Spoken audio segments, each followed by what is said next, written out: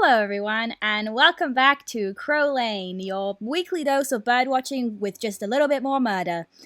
I am Jess, I am your game master today, and you can find me on the internet at Seriously. I'm going to pass it over to my lovely cast for some introductions.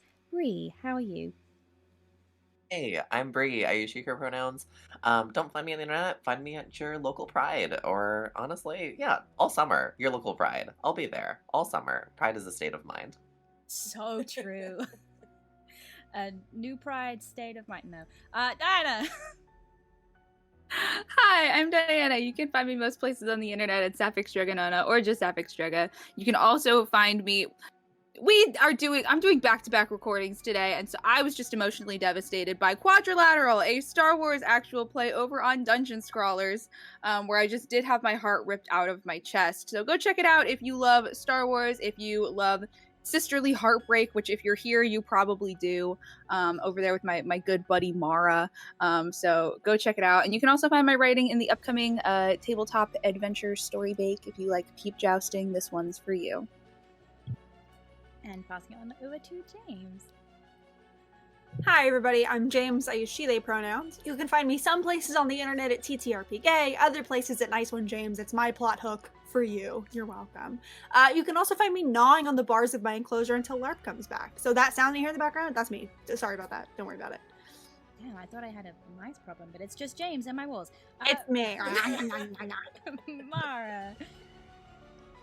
Hey everyone, my name is Mara. You can find me on the internet at College of Lore Dropout or Lore Dropout. You can also find me in your local garden center, buying every plant and making a break for it with the plants. You can also find me over on Quadrilateral. As Diana said, we just recorded a session. We're over on Dungeon Scrawlers. It's all writers and storytellers playing games over there. So you should come hang out, and you'll probably cry. Oh. End of sentence. Hell yeah. Yeah. I'm glad we don't do that over here. Yeah, never. Last but not least, TT. Hello, I'm TT. You can find me at TT Brett on virtually everything. And I never have a good bit like everyone else. Everyone's so quick with the bits, and I'm always like, deer in headlights. So that's me. You are the bit. I am the bit. You are enough of a bit for me. Anyway. Moving on to today's announcements. You can follow Starlight Tales over on social media. We're usually at Starlight Tales or Starlight Tales _. We have our kind of weekly updates and announcements over on Twitter. We have an Instagram. We have a TikTok. And we also have a YouTube where all of our previous VODs and campaigns have been uploaded. We are also available if you would like to support us and the work that we do over on Patreon. We have paid for lots of extra exclusive bits of content that you wouldn't see anywhere else, such as exclusive live streams and campaign wrap-ups. We have writing, we have lore drops, we have early announcements for upcoming projects. It's a very fun time over there. Another fun time is our fan Discord. You can join the community over on the Starlight Tales Discord to talk about the latest episodes and theories and tin hatting over there. It's also a really good time. And finally, if you are in the mood for a new pair of dice and you can use our code at Starlight Tales. You can use our code Starlight Tales 10 for 10% off your order at Die Hard Dice, who are our very good friends. And that is all the announcements I have for you today. Let's head on over to the intro screen and jump right back into Crow Lane.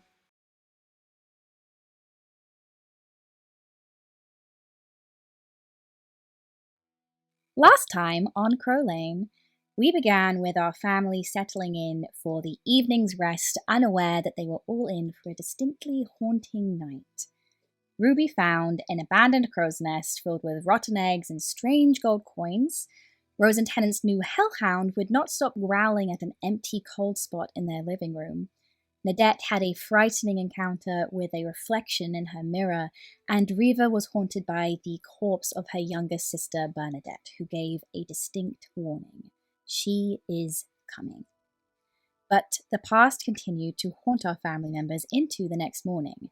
a newspaper page showed up on the Crowcolts' doorstep featuring a headline news article about one Lady Redella Harzipper who had died in a house fire almost 40 years ago. This newsletter led our family to investigate the local abandoned printing press, and after some light breaking and entering from our two youngest Crowcolt siblings, the family found a number of very old documents, including the original deeds to the Crowcolt estate, and a set of blueprints watermarked with the name Midas Enterprises that outlined the architectural plans for a series of underground mining tunnels. And we are going to pick up exactly where we left off in the back office of the abandoned? Yep. Erythium printing press. Family, there are a couple more pieces of paper that you've yet to kind of sift through. But first of all, I want anyone who wants to make some kind of intelligence-based check to look at kind of like the consistency of the aesthetic, the dating across these pages. Looking at you, Reva. Let me see what type of check I'd like to do. Let me roll the dice first. Reva, I'll give you bardic inspiration on that, so you can add a d10. D10? Okay, so I'm going to use a And if you history fail, check. hang on to it. Oh! Very nice. Titi got a natural 20. What did you get, Reva? I got a 17 plus the bardic, because I'm going to use that now. I got a 14 because I wanted to try with my plus 2. I'm proud of you for trying. Thank you. It's been so long since I've rolled a D10 that I was like looking through my dice tray and thinking, which one of these is a D10? And, like, I live to provide variety in your Alright. life. Thank you. Yeah, anytime. It's going to be an 18. An 18. Yeah, I think you're looking at these, Reva. The rest of you, these papers look fucking old, but Reva and Redella in particular, and I think Redella just has a little bit on you, Reva, because of their tendency to read a lot of old books and look at a lot of old, documents and papers and stuff. You notice the dating system on these is not the same as the one you currently use. In this world, you use a post-shattering kind of like date system where the point of the shattering is 0.0 and you are now in year, I think, 726 or something like that? No. Later than that. 50 something fuck. It's 62. 60 maybe. 62. There we go. We got there in the 62. end. But these pieces of papers are not dated that way, and I think, Redella, you can infer from this is that these papers predate the shattering. Yeah, I mean, I think Redella relays that to everyone else. Sorry. Can I, on the grounds that it's established in Starlight Tales canon that my brother has a special interest in the shattering, can I make a history check on specifically the name Midas? Yeah? Slay. Thank you. Come on, 10 at D20. 18? I don't think it rings any bells for you. Fair. Yeah. However, Nadette, would you also make me a history check for the same thing? Yes, I would. Oh, okay, that is a 19 plus 6 for a 25. With a 25, you are looking at the name Midas Enterprises at the top of one of these pieces of paper, and you remember you used to kind of like pester Tennant a lot to like read you stories as a child, and you remember that there was a particular story called the Midas Curse that like Tennant would used to read to you before bed. Tennant, what, wasn't there that book that I made you read it like 1 billion times, which is wild because we all know you don't know how to read. But the Midas curse, something. Do you remember that one? Hold it too. That you made me read you so many fucking books that I can't remember. You made me perform plays for you at the foot of your bed. I don't remember every bedtime story I used to read to you, babe. I'm sorry. Okay, we can look at. I'll look for it, but I feel like I remember this, like, name from that. The name I didn't realize it was Midas. historical. Mm-hmm. It's A a book about it. historical- I don't know. I was a child, and you are illiterate. I'm actually not, because you just said that I used to read to you the story anyway. So what? How do I know you are actually reading it? You could have been making it all You could have up. memorized the words. Mm-hmm. I only do that sometimes. Anyway, so this company is, what is it? I assume a mining company, right? If these are mining blueprints, Yeah, I would think so, it's yeah. named after a fairy tale or story. Named after a fairy tale, or maybe a fairy tale was named after this. Yeah. Most of If those it stories is- have a seed of truth. Yeah, if this was before the shattering, I don't imagine, came from nowhere. Okay. Can I ask a question? As the kids are bickering, Mhm. I think Riva wants to take a deeper look into the mining tunnel maps or the files or the blueprints.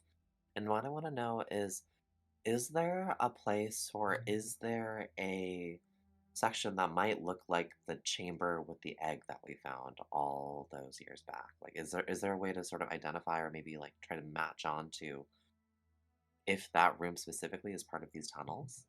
Yeah. I'm And trying to I'll figure out roll. what kind of role that would be. I wish there was a geographical mapping skill. Yes. Survival, nature, I don't know, because this is technical.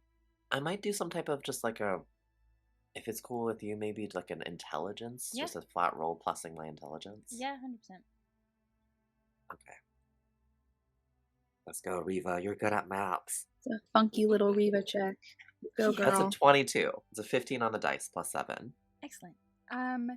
There is no room or area of these blueprints that indicate any sort of structure where you know the crypt to be beneath your house. What I will Okay. give you with a 22 is that these mining tunnels stretch. You kind of like, you try and envision the layout of Dorithium on top of these tunnels, because these tunnels do not just spread beneath your own house, but beneath the planet as a whole. And you watch them kind of spot, you can kind of like see cartographer kind of like mapped out. You can see where these veins spread underneath where you are now, where the town is. And you see them spread Okay. towards the docks. And they spread beyond the confines of the planet as you know it. These tunnels cover a much larger area than you know Dorithium to be. What? What does that mean? Just so I'm clear, are we saying that like it flows beyond the expanses of land on Dorithium, or is this like a fourth? Okay. Fascinating. If it extends beyond the docks, does that mean there's some of this goes underwater? Was there Pangea before? the plates, the tectonic plates have all just moved. I think I mean, what else? with the shattering. Mm. Sorry. No. Go for it. No, I was going to say, with the shattering, it's not inconceivable that pieces of the planet got knocked off. I mean, it knocked a whole moon from Everglen into the planet, so Did it? it's possible there used to be more. When? There's The About shattering, 700 years ago. When'd you think? like, well, Right. yeah, Okay, I didn't. a little more than that. Yeah, my mum, the dust court, that was a moon, and then it fell. Your mum was a moon. Sorry. Yeah, my mum was a moon. Mhm. You're not really making the case for yourself as someone who's literate. Listen, Yeah. I had a really full night's sleep last night, and I don't think I've had one of those in about 10 years. So I think I'm just kind of waking up from hibernation almost. Okay. Well, yes, maybe this was a bigger planet before the shattering, but also kind of points to the area of the map that kind of expands. That's where the hole is. That's where by the docks. You see? Shit. Let me start there then. Right. Let's go in a cave. It'll be so fun. Tannen's eyes flicked. Why are you saying it like that? I think it actually will be. I think it is going to be fun. They're nice. It's dark. It's cool. There's all kinds of creatures. Yeah. Probably Uh, stinky. I think, Tannen, as you look at That's Rose, kinda you see a musk. little more frost grow on the hair. She's just kind of staring at the floor. Before we leave, since we're talking about this potentially being a book, I just went through all the books. Did I find anything related to Midas Curse or fairy tales or anything up front? Nope, you did not. Figured I should check. Can we also go through the rest of the documents before we start booking it? Or was that it? There is one more piece of paper that you haven't looked at yet. Let me look at it. This piece of paper you kind of start thumbing through. It's a couple of different pieces of paper, and it's just got lists and lists and lists of names. Does this one also look old enough to be pre-shattering? Okay. Or is it just old as hell? Because it seems like the documents here are split. There's some stuff that's pre-shattering. There's some stuff that's about 100-ish or more so years ago. In terms of the documents you kinda- found, everything you found Yeah. so far is pre-shattering. The file itself Okay. isn't quite that The file old. itself is 100-ish. Okay. So it's as if Cool. someone has found these and kind of filed them and put them away. Oh, so the deed is also pre-shattering. Okay. Yes. That's fucking crazy. Anyway, sorry, I keep interrupting us. That's You're okay. trying to tell me what's on this paper. What's on Yes. this paper? So you have a list, a long, long list of names. There is many, many hundreds of names on here. Okay. And there's kind of next to the names kind of seem to be categorized with two different symbols. These are people names? Yeah. Do the symbols look familiar? No, they're literally, sorry, I should have clarified. It's literally just so there's circles next to some of them, and there's triangles next to some of them. They just kind of seem to be categorized with The two genders. yeah. Circle and triangle. Absolutely. Right. Are there any names we would recognize, or any surnames? I'm assuming if they follow an Eurocentric naming system. Make a perception check. Detective mommy time. That's a nat one. Can I give the help back? But, Can I please help? But with perception, I think I rolled these since I'm proficient. And let me again. That's gonna be a 22. It's a 10 plus 12. The end of this list, in this kind of second category of names, the name Lennox Moore jumps out at you. The name of the person on the deed of your house. Is there a circle or triangle next to Lennox Moore's name? Yes, a triangle. Triangle. Conspiracy board forming. Yeah, it's coming together, baby. Triangle. Interesting. What does this mean? I think Rodella's kind of looking over everyone's shoulders and watching this, but I think she's still really distracted. And I think she keeps kind of looking around just in case somebody is hiding, or I think she's jittery. and Hmm. she has this plate in her hand. I think that Ruby kind of like has been very invested in these documents, but also at a certain point is like, this isn't my area. There's only so much I can do. We'll kind of see Rodella being cagey as fuck, and just be like, "Do you want to go wait in the front, keep watch? Come on." We'll just head back out to the front room. You go outside the front of this building, and down the street, a person catches your eye. Someone you immediately recognize as Ward. What's she doing out of bed? What are you doing, girl? Yeah, what is she doing? She's down probably like 100 yards down the end of the street. You can see she's kind of like looking up and kind of like has her arm kind of like outstretched to something. I think Rodella, Where do we leave her?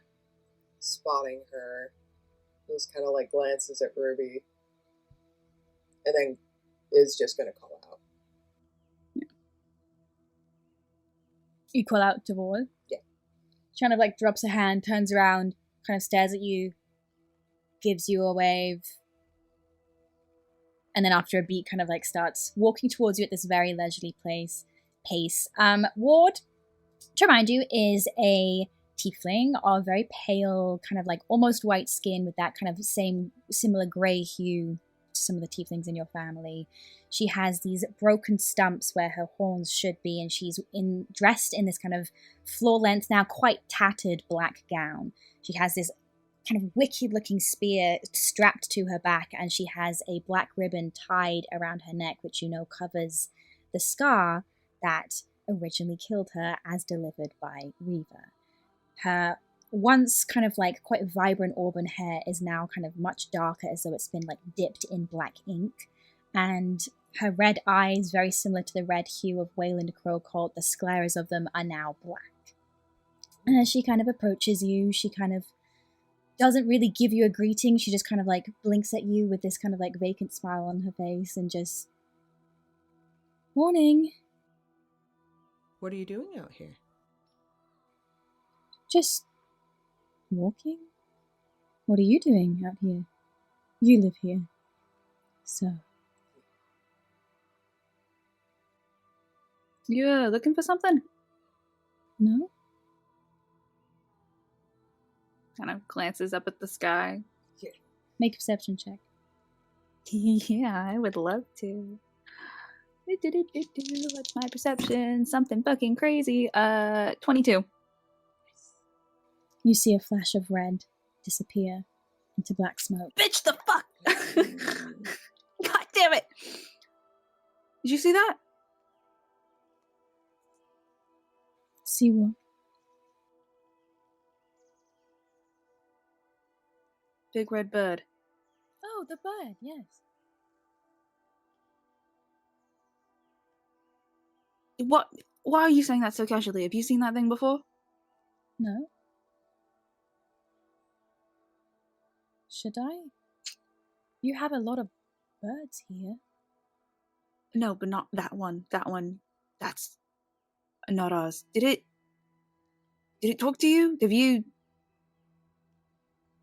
Well, kind of like, you see her kind of like look back and her eyes have this kind of like vacant stare. She kind of like gazes in the direction it kind of flew off.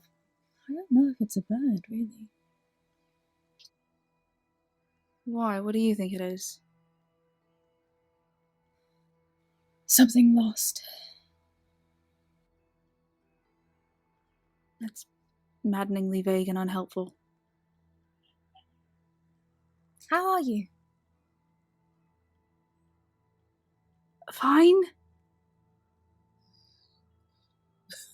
You look, kind of looks at Rodella. You look terrible. I am. Thank you. Okay. We have all had a very long journey, and we just got back. sorry for being so snippy. That bird that you saw was the bane of our existence about a year ago. So I'm a Why? little concerned. It was working for the big bird that fucked up our fucking front yard. Oh. Well, Are you sure you've never seen it before? not not in the time I've been here. I was a bit, distracted at first because you were trying to kill me for a while, so. Yeah. Yeah, that's fair. Speaking of, I don't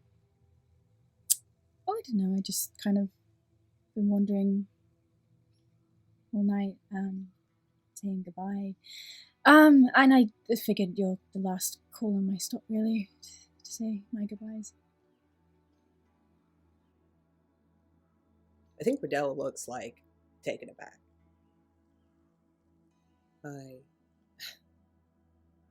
Goodbye. Yeah. Where are you going? Wherever I'm told. Right. How does it work exactly? Do they like send you an email, or is it psychic brainwaves? Varies. Sometimes it's like a mental email. Sometimes it's an animal or a bird. I don't know. Sometimes it's just a feeling, and the feeling I'm getting is that, my job here is done. The crown's destroyed, and this isn't my home, so. Riddell looks a little sad.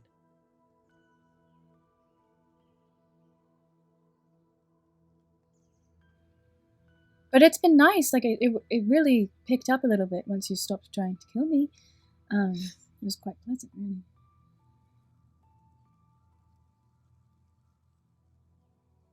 And you don't care to stay. What would I do here?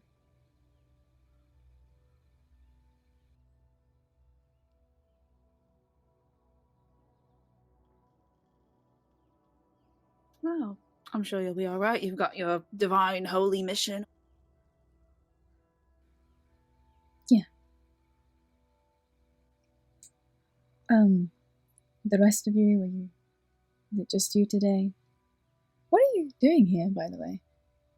Kind of looks up at the printing press. Resolving some issues. Well, good luck.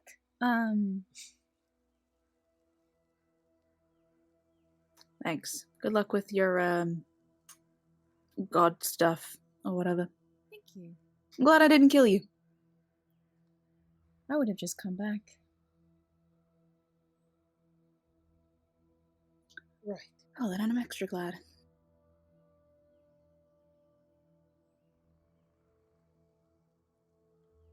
The others are inside if you... Hey, hi, it's me. I'm leaving now. Bye.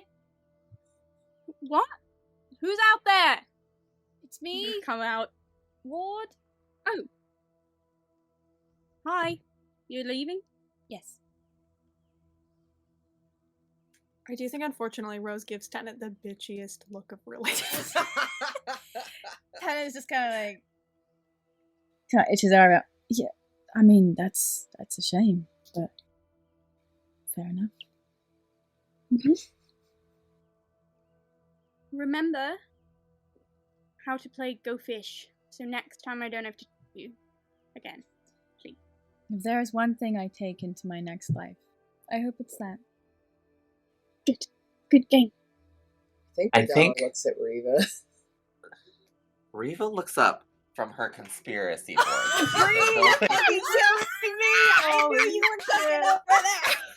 Holy shit. And then I was like, what's she doing? and it's just like furious scrawling on this table and rearranging, and looks up over to Ward and goes, "Before you leave, do you have a moment?" Not really, but Does sure. I think there's a little glare in Riva's eyes, but it quickly fades. Does the name Lennox Moore mean anything to you?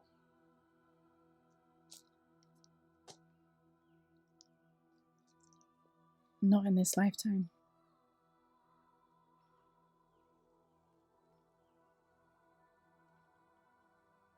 Can you like check your old ones? I think I don't know if it works like that, is it? I'm just asking. I think this whole saga might have gone a bit differently if that was in my power, but it's probably for the best. I think Riva sets down her pen, takes a moment, and just, I think, looks at Ward and just, I think, holds out a hand. She takes it. And I think Riva grasps her hand and clasps it with the other and says, "You are always welcome back here." It was nice to meet you, Riva. You too. Good luck. Good hunting. She gives you a little salute, and with this kind of like elegant swish of her fucked up black gown, she kind of like dips out of the entryway. And the next time you kind of like look at the street, she's gone. I think Rodella like stares out after her Tennant's doing the same thing.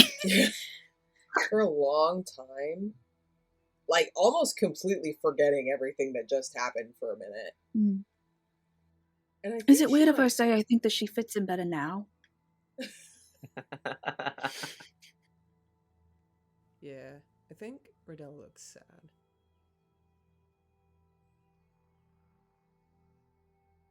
In this moment of kind of contemplative, pretend I said that correctly, silence, this kind of static crackling begins to fill the air. Not of an arcane nature, but of an analog nature, as the very old stereo in the back of this office begins to kind of like switch between frequencies, and you hear this like underlaid with all of this like No, it doesn't. Oh my god, yeah. to say it, but it does. No. Does it continue to oscillate, or does it like start to settle in onto one frequency? I think you can, it's trying to, it kind of like, just when you think it's kind of like it settles, it immediately like, you can almost see like the dial of this radio kind of like quivering of its own accord as it kind of goes this, and then you start to hear fragments of muffled, garbled words come through, and it's half syllables, it's but you can't make out any full words or sentences. immediately head over there. Yeah, Riva immediately jumps over to. I would love to see if I can finagle the dial to maybe hone in on a frequency to get more clarity. As you walk over to the stereo, you can detect that the air around here is a couple of degrees colder.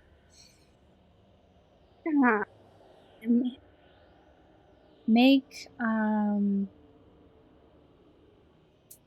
make whatever kind of check you want to make to try and see if you can like figure out the correct frequency for this. Where is Tennant, my good thinkery boy? At your shoulder going, what the fuck? That's a nat 20 on the dice. I don't even know what it is. It's a Yo! nat 20 though. Riva, you reach forward and you don't even get a chance to start fiddling with this knob, but as soon as your fingertips come into contact with the stereo, the static stops.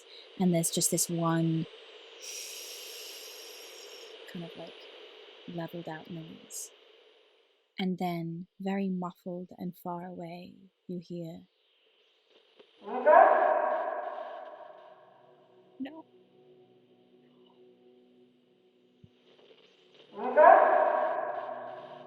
Do I recognize the voice? yeah, it's your sister.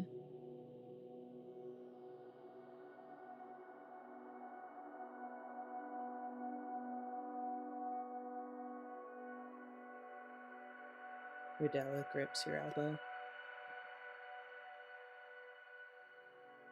I think almost more to steady herself than to steady you.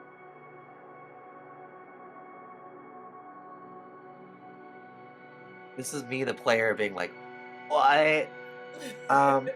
Okay. It's Bernadette. Bernadette's voice. Oh, God.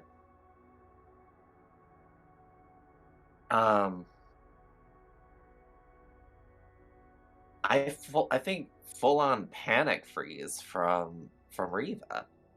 I think so often she's like, I'm gonna go do a thing. At this point, it's just like complete out of body and out of mind, just like freeze. Ruby and Adette, I don't know if you recognize this voice.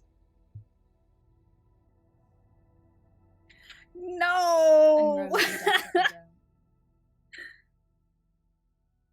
don't. I think if I see my mom freeze like that, I think I will take a step forward and kind of change my voice to be like, yes, try and sound like my mom a little bit. I think you also see Tennant is kind of standing behind the desk, absolutely rigid. Looks as though he's about to throw up. You just hear that continued of the radio. And then one more time, the voice calls out. The stereo explodes into these like sparks as the fuse on it blows. And the noise cuts out. What number is the dial on? Curiosity. 362. 104.7 K-Dog. I don't know how fantasy radios work.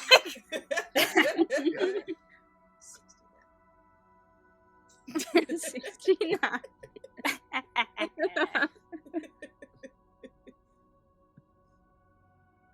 Alright, what the fuck was that?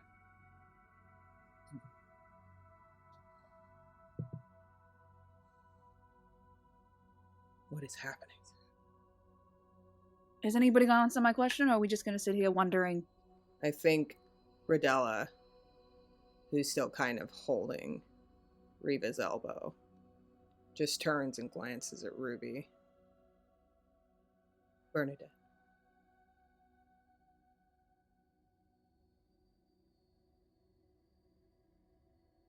That was Bernadette. Was something trying to imitate her?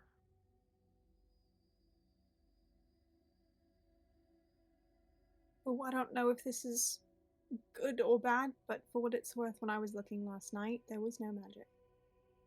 And if it was an illusion or something, it would probably show up. And I think I'm just gonna kind of reach out and very gently take Tennant's hand. And just give it a squeeze. I think it's like stiff in your fingers as he's kind of this so rigid and like paralyzed in this moment. He's not even kind of like tuned into you beside them. Yeah. He's just staring at this radio. I think the same time that you reach out and grab Tennant's hand, like Rudella, like glances back at Tennant. And her gaze kind of like goes from this kind of like fear to just concern. I think Tennant feels your eyes on them, and they look up at you. For the first time, they look away from this radio. When they look at you, they look like a little boy.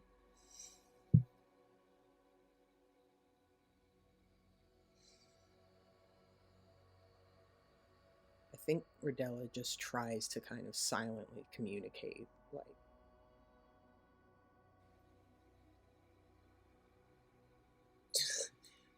It feels very similar to when they first settled on Dorithium and those nights where Rodella would be curled up in a little nest that she made on the bed with Ruby and Tennant, kind of like curled up beside her. and Tennant waking up in the middle of the night and Rodella just trying to calm him. Which is what Bernadette used to do. So I think she just looks back at him and just has that, tries to convey that comfort that she used to convey. I think he like registers it, and in response they don't soften but they harden, and you see them pick themselves up internally and then move their gaze from you to Reva, and they kind of step forward in between you both and reach forward and very gently pick up this kind of still slightly smoking radio, and they just very gently rest a hand on Reva's forearm and kind of say under their breath, "I'll take this to my workshop and I'll fix it." I think as you touch Reva's forearm, you're gonna feel the same rigidity and stiffness. And I think Reva's still looking at the empty space of where the radio was as she nods. I'm gonna go check the perimeter. And Ruby just like gets up off the table she was sitting on and walks outside.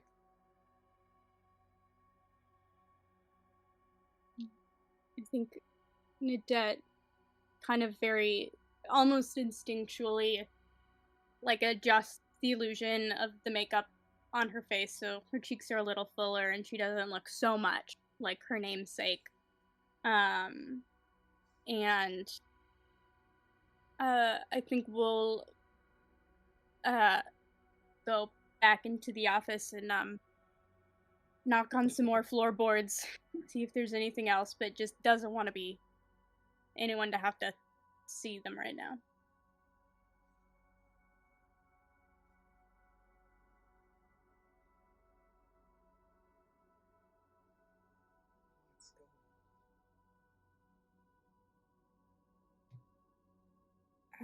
Do we still have those potions of true sight?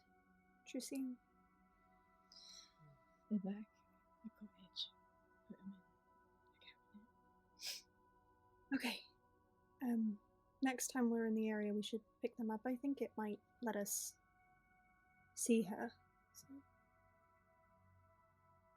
for what it's worth.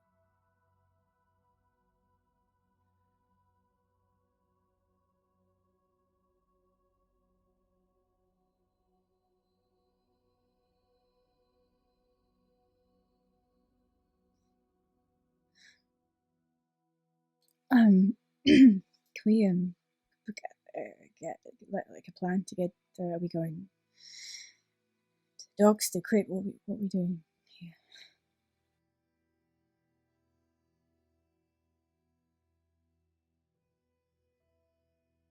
I think Reva pauses for a second and like sort of like shakes herself out of her stupor, I guess, and takes a second just to go.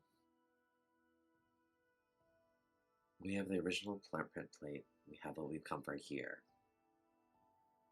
I think we continue and go by. Was it the pit? That was by the docks? Yeah, it's nicknamed the Dorithium Hole, just as The a kind of hole? inside joke among the community members there. But it's more like a chasm. It's like a wide, broken off, sheer cliff face that kind of reaches very, very deep into the earth. Like a whole chunk of the planet has kind of like fallen away into the astral. Okay. And based on the map, like the tunnels go, like there's an entrance to the tunnels at the chasm. Is that correct? Not so much an entrance. It's just the chasm is kind of like cuts off where the tunnels should extend. Okay.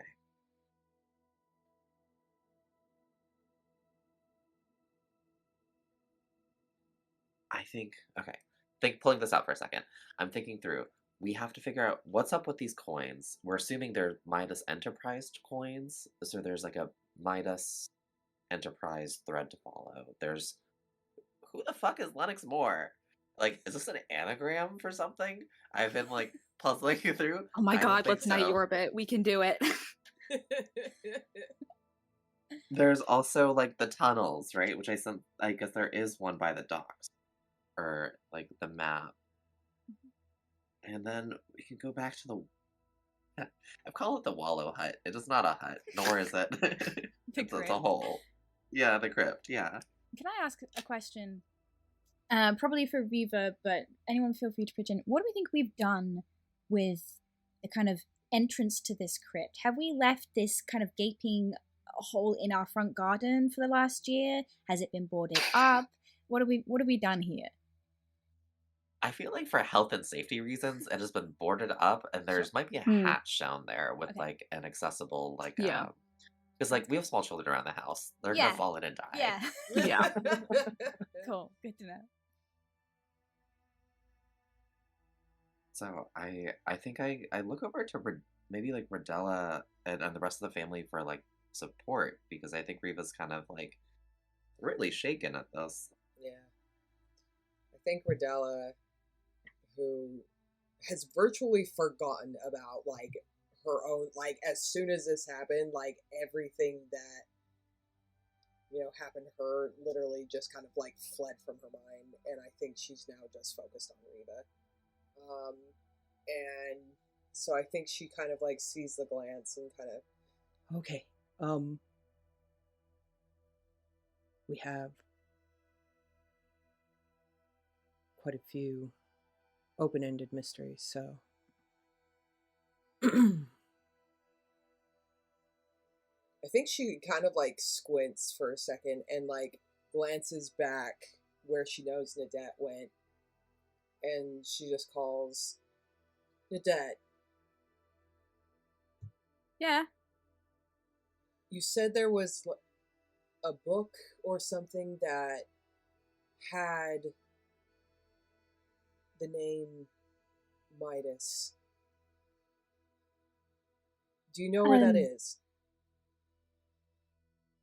Kind of come back in, doesn't make eye contact with anyone. Yeah, I mean, if we still have it, it's probably in my old room, at the nursery, or I don't know. I could go look. I know somebody said fairy tales are sometimes born from grains of truth, so perhaps we could. Yeah, start there. Start small. I can also, I know that I was going to legend lore on the coins, but since we have a name, I can do it on Midas Enterprises if we want. Do you want to do it on Midas Enterprises or Lennox Moore? I can try it on Lennox Moore. I believe it. This is me, James, checking the wording. It might have to be someone or something really well known. But 1 second to read the thing. Maybe not.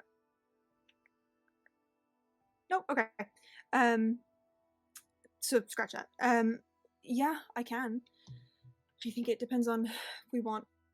I think Lennox Moore will give us very specific information. Midas Enterprises might give us slightly more broad information, but whatever string you want to follow, let me know. I can. I think your original instincts were correct. Maybe we cast our wet out wide first. Okay. And try to figure out what we can And, about Midas. Worst case, tomorrow I can try Lennox Moore if nothing turns up. So Kind of like like his fingers kind of like land back on these blueprints. I think anyone who's kind of worried about the integrity of these old pieces of paper winces. He kind of like jabs at the paper. We've got a fucking network of tunnels underneath our house, bigger than clearly the ones that we thought were there. Can we just? I know you want to start small. I think we should start fucking big, and I think if there's something underneath our house, our planet. The last time we went down to those tunnels, we were met with a lot of Yeah, and we killed what was ever there, so I'm not in the mood to continue to be haunted. I'm sorry. I would rather just go down there and yank whatever is in it out and stop this. I think we gather the information that we have, and the two of us can go down to the tunnels and survey what we'll need for a longer expedition.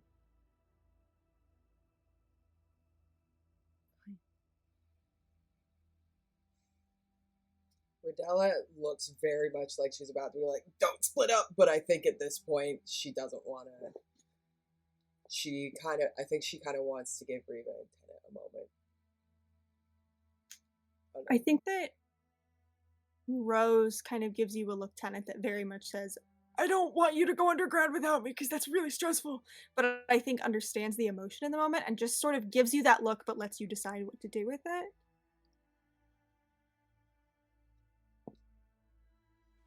I don't think Tennant's looking at you. I think he's gone into his survival state, which is like, give me something to fucking think about. And he's just staring at these blueprints, and you can see his eyes darting over the pages. He's committing all of them to memory. And he's just completely preoccupied. And I think with like Rose trying to make eye contact for a second and it not working, I think I will then turn to Reva and just, why don't I go with the two of you? I think it's good that you have someone who can heal with, and I mean I can legend lore at any point today. I'll save that spell. So I think at this, Tennant's eyes kind of flick up at you very quickly, and there's not. He doesn't ask the question, but it's a, "Are you sure?" I think there's a very like steady kind of nod. And I think in response, I think Reva actually, you hear some relief in her voice. Yeah. And she like relaxes a little bit and just says, I think it's a great idea. Thank you. Yeah, of course. I think Ruby has reappeared in the doorway at some point. Teenager screaming out. Crazy. I know who those kids are, though. So when I see them on Monday, there's going to be a problem. Yeah, I know. No, they've chosen here to have a water gun fight. That's crazy. Anyway, this is going to be the real campaign jump scare. Sound effects. Anyway, yeah, I know. We're really haunted. But yeah, Ruby has reappeared in the doorway at some point during this. Eyes just tinged with a little bit more red than before. But she just says, yeah, well, I hope you've all got your climbing boots on, because it's not going to be easy to get down there, but I think we can manage it.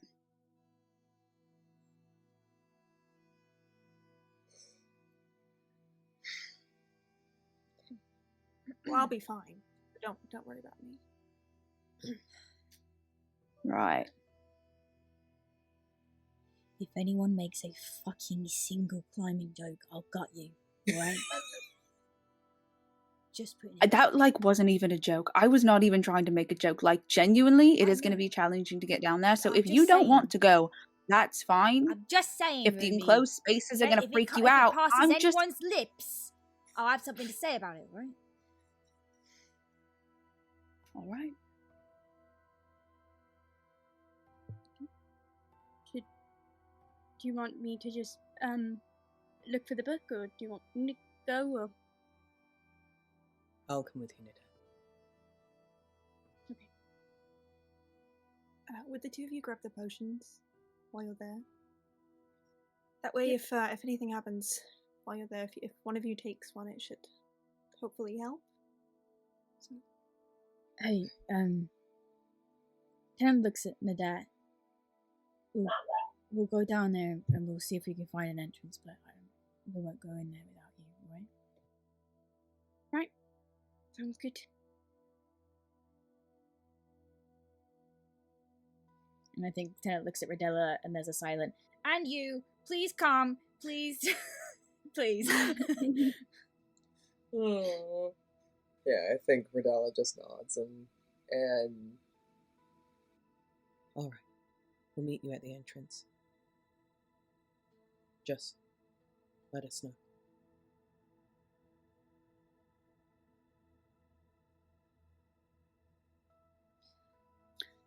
Break.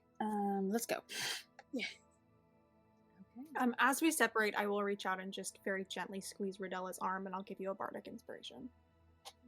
I think she reaches out and kind of squeezes back. It's the look out for Tenant Gang. Yeah. I think Ruby catches up with Tennant as they're leaving and is like, why the fuck did you tell her we weren't going to go in there without her? I want to fucking go in. I'm going in there. You promised, I didn't. What? I want to go inside. I want to see what the fuck's down there. Yeah, but we have to wait for Nadette. You have to wait for Nadette. And you have to wait for fucking me, so park your boots. I right? didn't promise that. Look, it's not... I've been You afraid of the dark? Shut up!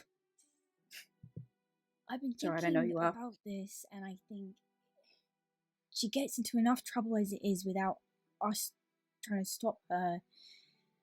And if we just keep sending Nads on missions to fetch books, then she's gonna end up falling down a fucking mine shaft herself, and I just...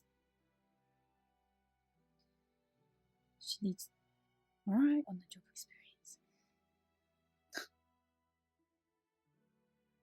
Well, she's getting plenty of on-the-job experience. And how did the two of us get on-the-job experience? We went and we got ourselves into fucking trouble and then got ourselves out of it.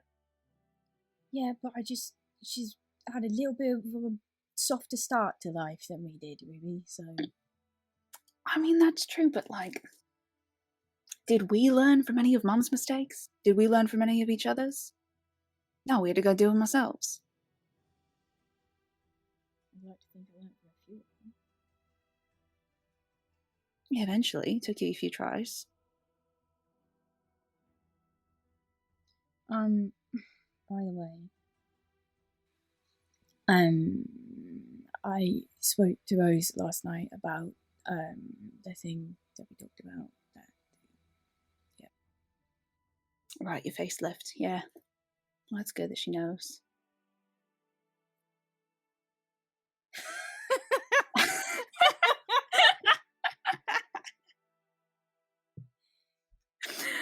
Yeah. No one else does. They're not going to hear it from me. But they are going to start putting pieces together. No, they're not. Yeah, they are, Tennant.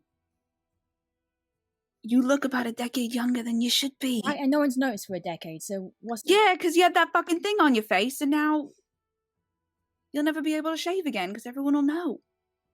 Okay, I'll just never shave again then. Great, you're going to be an incredibly young man with an incredibly long beard. Because that looks great. Okay, I'm not going to take facial grooming advice from you, Ruby. Can we just park it? What'd she Just put a say? pin in it for a minute? What? What did she say? Yeah, what'd she say? She went, why the fuck have you not aged in a decade? I went, I don't fucking know! And was she excited at this prospect? I don't know. I'm trying to talk about fucking feelings. I hope she was excited. You guys did say forever, although maybe she didn't count on it actually being forever. That's so rude! What's wrong with you?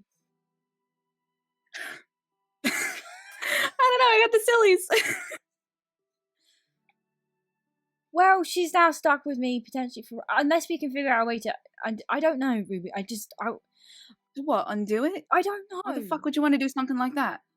What do you mean? What the fuck? What sort of question is that? I think a pretty reasonable one. What, you've just been promised forever with your Fey wife who's gonna live a fucking million years or however the hell long they live? Oh my god. Yeah, sorry. Immortality, whilst the rest of my family remain not just mortal, but like so accident prone, it actually makes my head Right, hurt and you were sometimes. and right, It's not and a you great were prospect certainly for me. so thrilled about going before her and leaving her alone. That's it. That's Yeah, not what I'm just. I know you. Don't you sound like fucking mum? No. Broken clock is right twice a day. Let me just figure out how this happened first, and then we can figure out what we want to do. Right. I'm just saying. I think you should at least think about keeping it. You know, if there aren't going to be some kind of like disastrous consequences, or maybe you entered a Fey deal that you don't know about. I would not do something. that. I'm not a fucking idiot. That's why I said one that you don't know about. Maybe part of the deal was that you wouldn't remember that you made it. Yeah, I don't wouldn't fucking make know it how in the that first shit place, 'cause works. I just wouldn't do that. Even if I forgot about it afterwards, I just wouldn't. Right. Mm-hmm. Sure. Like I said, I think you should at least think about keeping it. I'm just gonna close with you. Anyway. I have a really happy marriage, by the way. Yeah, I know. It's annoying and kind of obnoxious.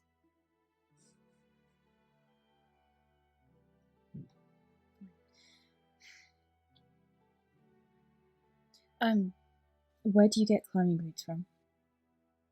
Oh my god, I got a few extra pair.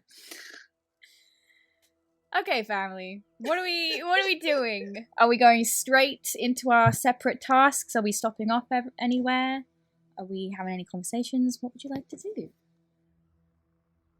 I think the closet in Ruby's room it's Dick's Sporting Goods, so I think that she manages to go.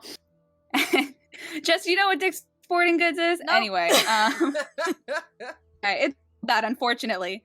But yeah, I think just gets like several like long lengths of rope. She's a lesbian. She's got so many carabiners. You know, everyone who's coming has dark vision, so I don't think she bothers with like flashlights and shit. But like, you know, whatever she thinks they'll need. Similarly, Tennant kind of ransacks his workshop, finds a couple of fucking pickaxes, maybe? I don't know, just like... I don't know if we... Are you like digging for gold? Although I guess we are looking for gold. Yes, I am actually. Smarty pants. Right. How helpful do you think that's going to be? If you ever... Well, this holds up a pickaxe. Yeah. I know, that's what they use in the books. Because I read. Right. Even if I did believe that, that's kind of... I don't think you've been reading a lot of mining books or Just climbing throws books. it on the table. There really aren't any such thing as a climbing book. You kind of just do it. Oh, oh, oh.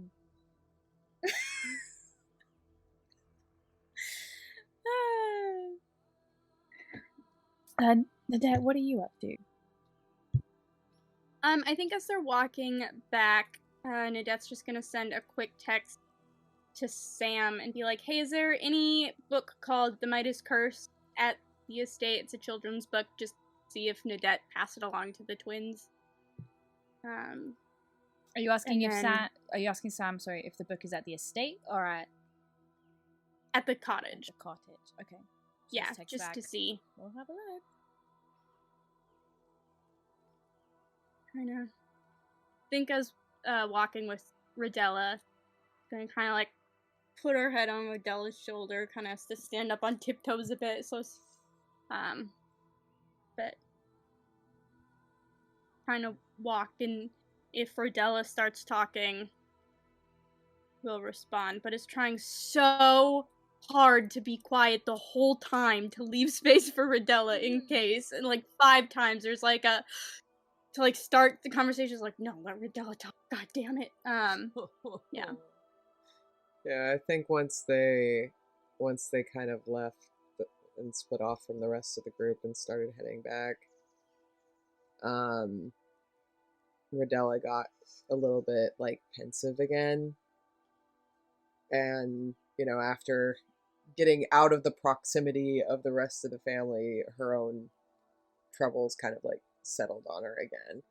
And I think she's just kind of fiddling with the plate in her hand.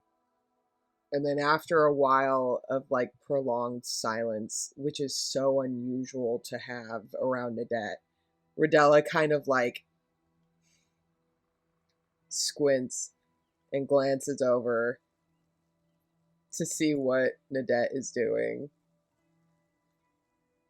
Nadette is like kind of rocking back and forth as you're walking, like working. You can tell, you know, that she's working so hard to keep her mouth shut. And just like wait for you to open conversation if you need it, or be silent if you need it. It's just like, please. All and energy is going into that. Yeah, I think she finally kind of like pulls out of herself again and twigs that. And then just thinks back on everything that just happened and kind of like twigs the moment where Nadette left and how she's been acting odd since.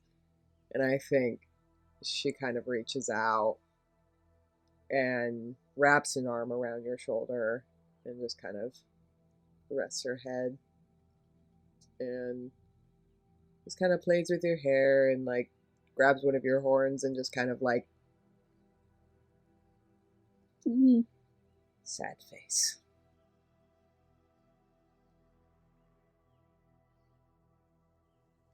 Yeah, you know, weird day, weird night.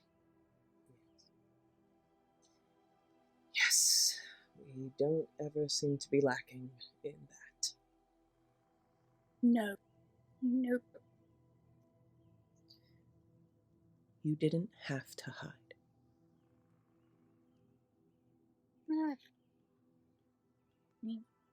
See, you say that, but I don't know that that's actually true. It's my face that's been haunting people. So that's It is fun. not your face. Well, this face. And she reaches out and like grabs you and like squishes your cheeks.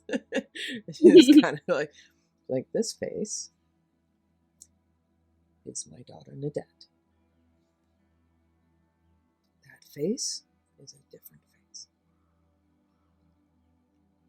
With different memories and a very, very different personality. Yeah, no. That.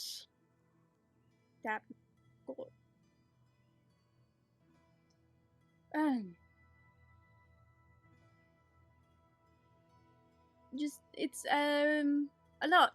I love, so much be my own person, and so sometimes it's hard to know that I'm part of a legacy beyond myself, and for some people that might be great. Woo, but it's, I don't know. Couldn't you have named me, like, Jeff something else? I think Rodella just kind of like stares at you for a minute and takes in again for the millionth time how strikingly similar you look to Bernadette. And I think just feels so sad for a minute. But not for Bernadette, for you. And I think she just kind of, her hand's still kind of like on your cheek. And I think she just kind of rests it against your cheek and she just says, I know. You never knew. Bernadette, but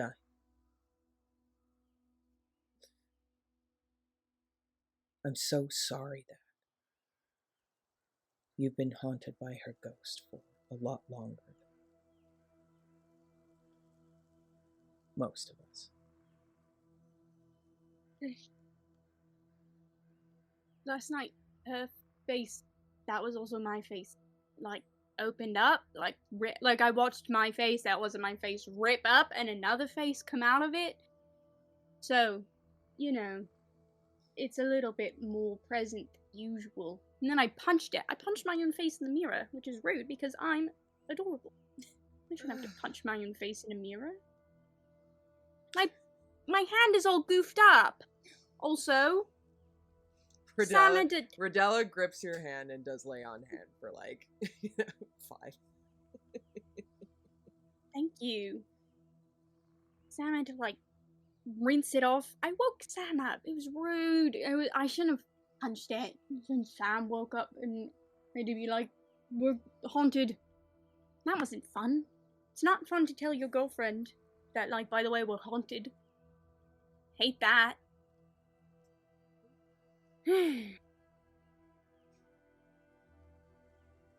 I'm glad she was there, because she was very nice. Do really like Sam. Me I too. think the two of you are very well suited. I agree.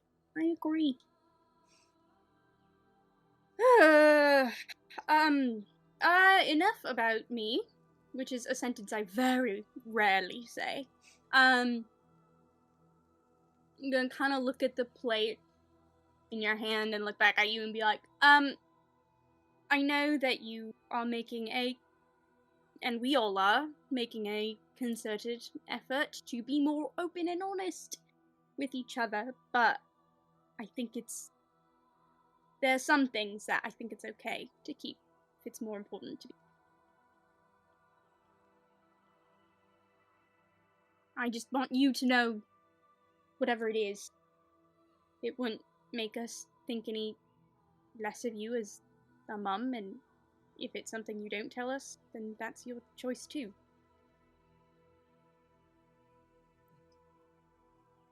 Yeah. And also I think we should start a newspaper. It'd be fun. We could say whatever we wanted. We kind of do that anyway. I know, but it's in print. Exciting. It makes it feel more official.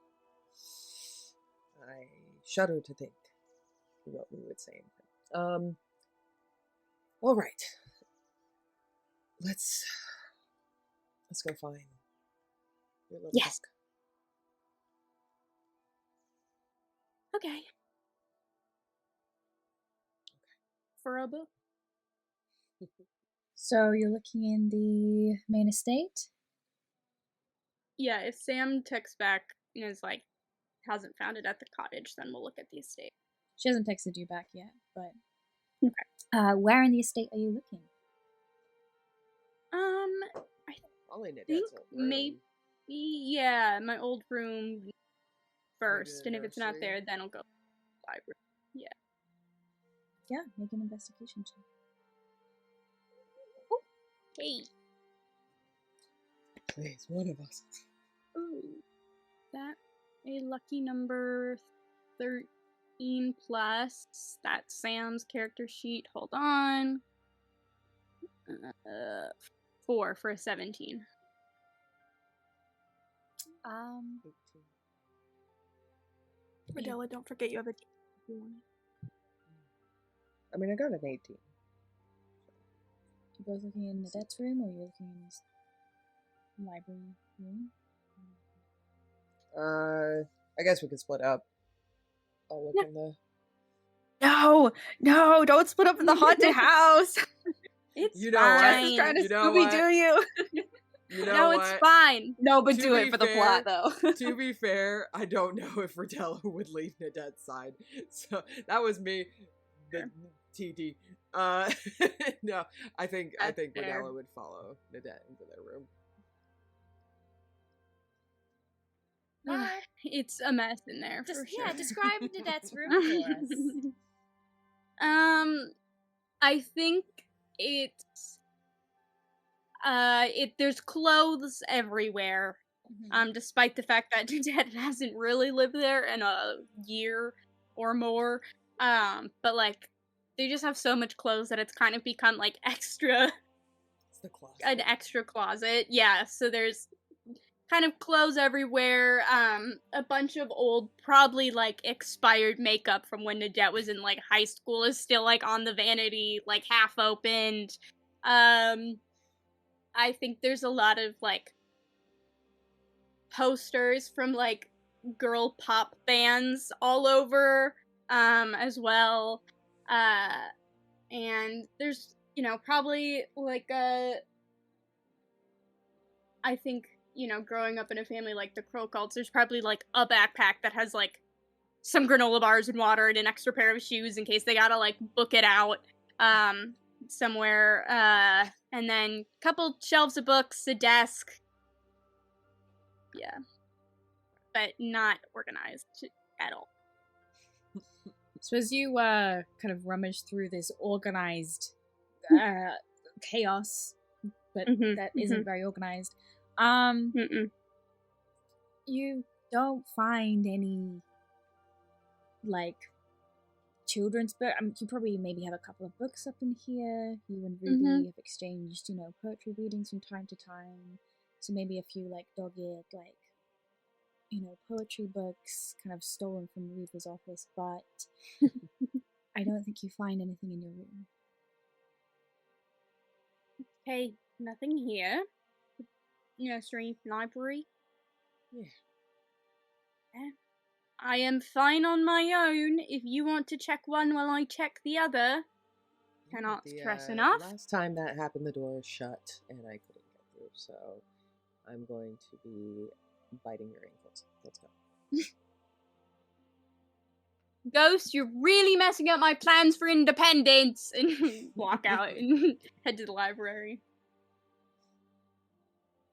Do you want to describe the library? What does this library look like? Is it a Beauty and the Beast level, ladders, like, scoring along the walls? I think there's definitely ladders, but I don't think it's quite that big. And I think it's got the lovely gothic vibe of the rest of the house. I think it probably has a very similar vibe to Reva's office, very organized, unlike Nadette's room. I think most of the books that are in this are probably books that have some kind of like beneficial, like they benefit the business in some way. It's a lot of like. Yeah, and then there's a section of cooking books that, didn't fit in the kitchen. I think there's a section lower down that maybe was once where, like, the children's books, like, Rodella made sure they were lower so the kids could reach them. I think this section of books is very minimal and was really only supplemented when you had your third child. That's why Tennant doesn't know how to read.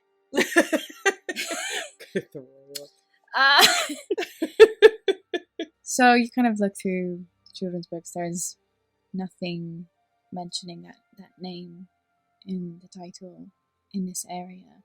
Is it safe to say the rest of the library is like organized alphabetically, do we think?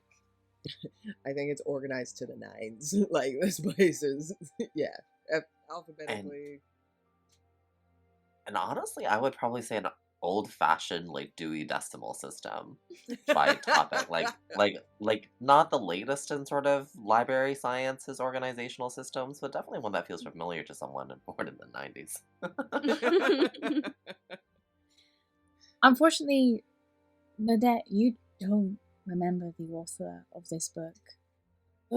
So, with the size of this library, it would probably, I think, Rodella, you can, again, kind of like go to the kind of categories or topics that you think you might be most likely to find a book like this, or a fairy tale, or, a legend of some kind. It's almost like you look through, like, you find like a book on like old kind of fables and stuff like that, and you flick through to see if it's like part of an anthology, and you come up empty.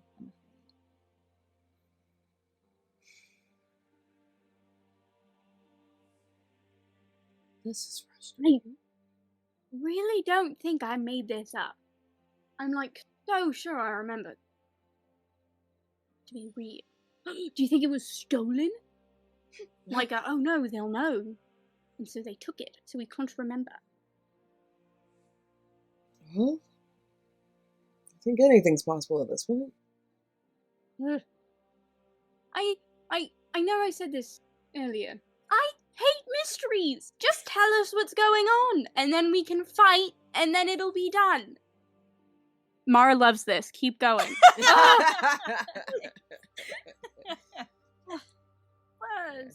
I think Rodella just like scans the library and then like glances out of the door. Should we check the nursery? Yeah. First, I think we've established there's a fireplace in like every room. Because we're tieflings. And rich. Can I just like check and see if someone burned a book recently? Sure. I'm just like sift through with the poker. See if there's any spines, any scraps of paper that didn't quite burn because there's Yes, not there's enough a human oxygen when the spine. book No, is. just kidding. Yes. I just registered a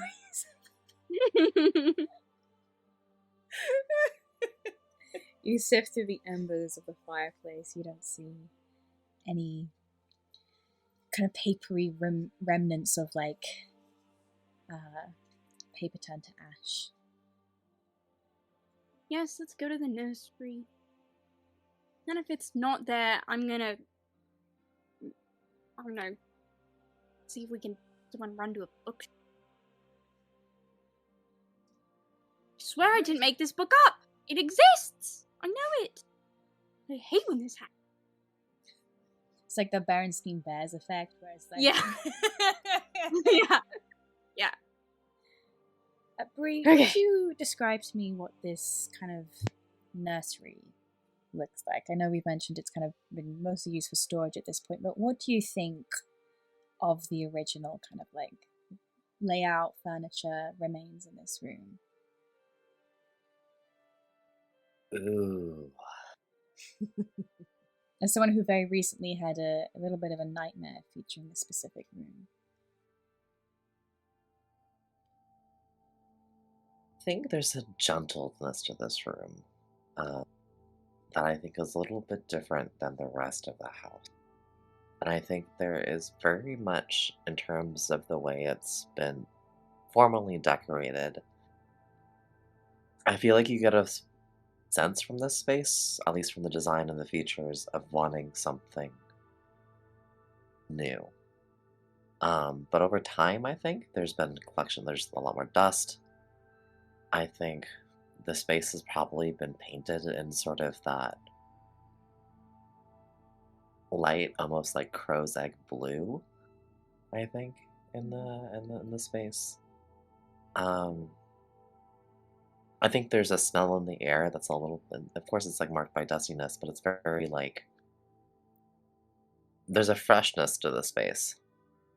A freshness that is now like dusty. I think there's a lot more light in this space. And yeah, I think you sense that the curtains are slightly different, the features are less ornate.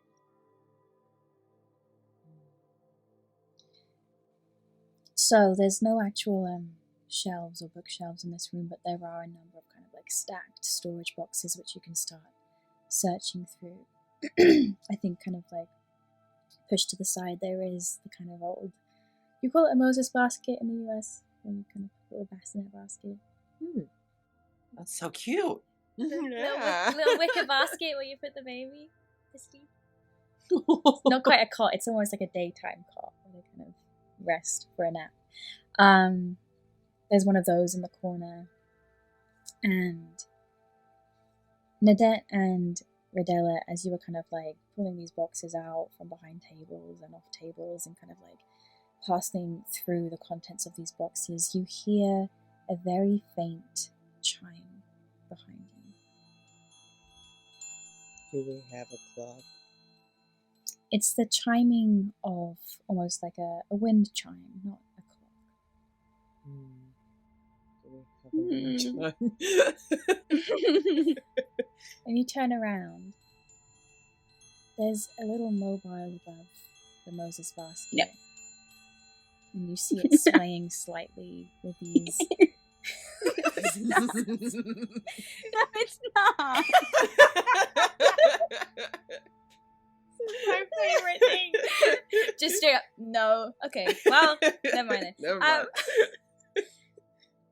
Radella, you remember one day coming upon Bernadette kind of like sat on a railing on the side of the Hell's Gate pirate ship that used to be your home. Methodically pulling apart a set of kind of like steel pan, like a pan flute, and wrapping twine around it, and very diligently going around the deck and collecting dropped crow feathers and tying them into this like little mobile and hanging it above a newborn Ruby's Moses basket, which I think is the identical one that's sat in this room now. And that is where it is now. It was used for Nadette. It is a gift passed down to Reba's children. Yep. Yeah, I think Radella just like stares at it and goes very still. Creepy.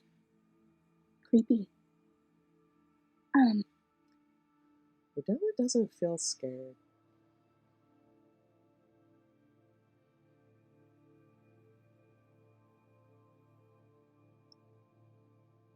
It's cold in this room, but it's not the chill of fear. It's something that kind of like blows some of the mustiness of the dust away. Look, I just stop, you know? Just please. Or like write down a list of demands. I don't know, just stop being weird. Please. Radella, so faintly, you almost can't hear it, but an ugly laugh kind of sounds from down the hall. And it's a laugh you know well. It's not ugly with, malicious intent, but of just unbridled, unaffected, unassuming mischief. I think. Ugh.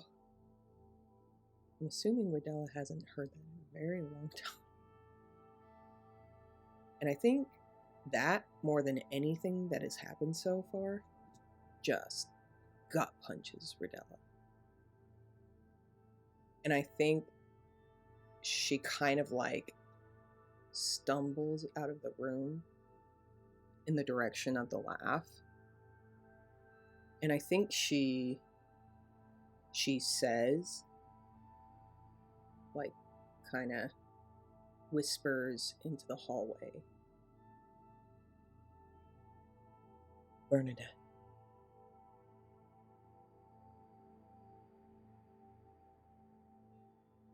Do you know where the book is?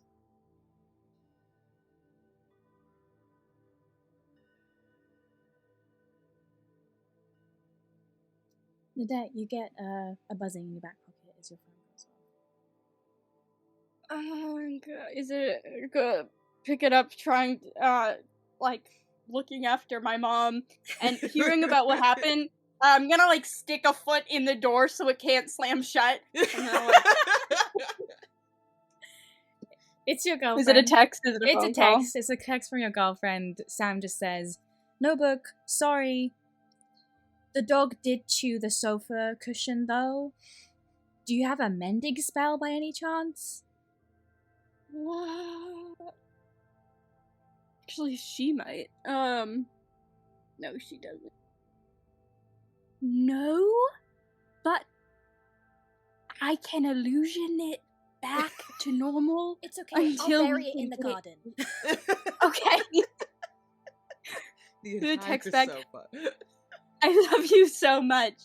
And then like, we need like margaritas tonight. I know it's like 11 a.m., but just in advance. And kind of send that off. And I'm gonna follow my mom, who just left me after being like, no, it's scary, I won't leave you, and then left me in a haunted room.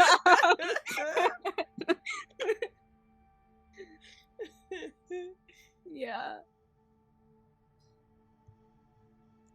Do anything else? She's just fucking whispering into the hallway. Just fucking like a crazy person. Bernadette!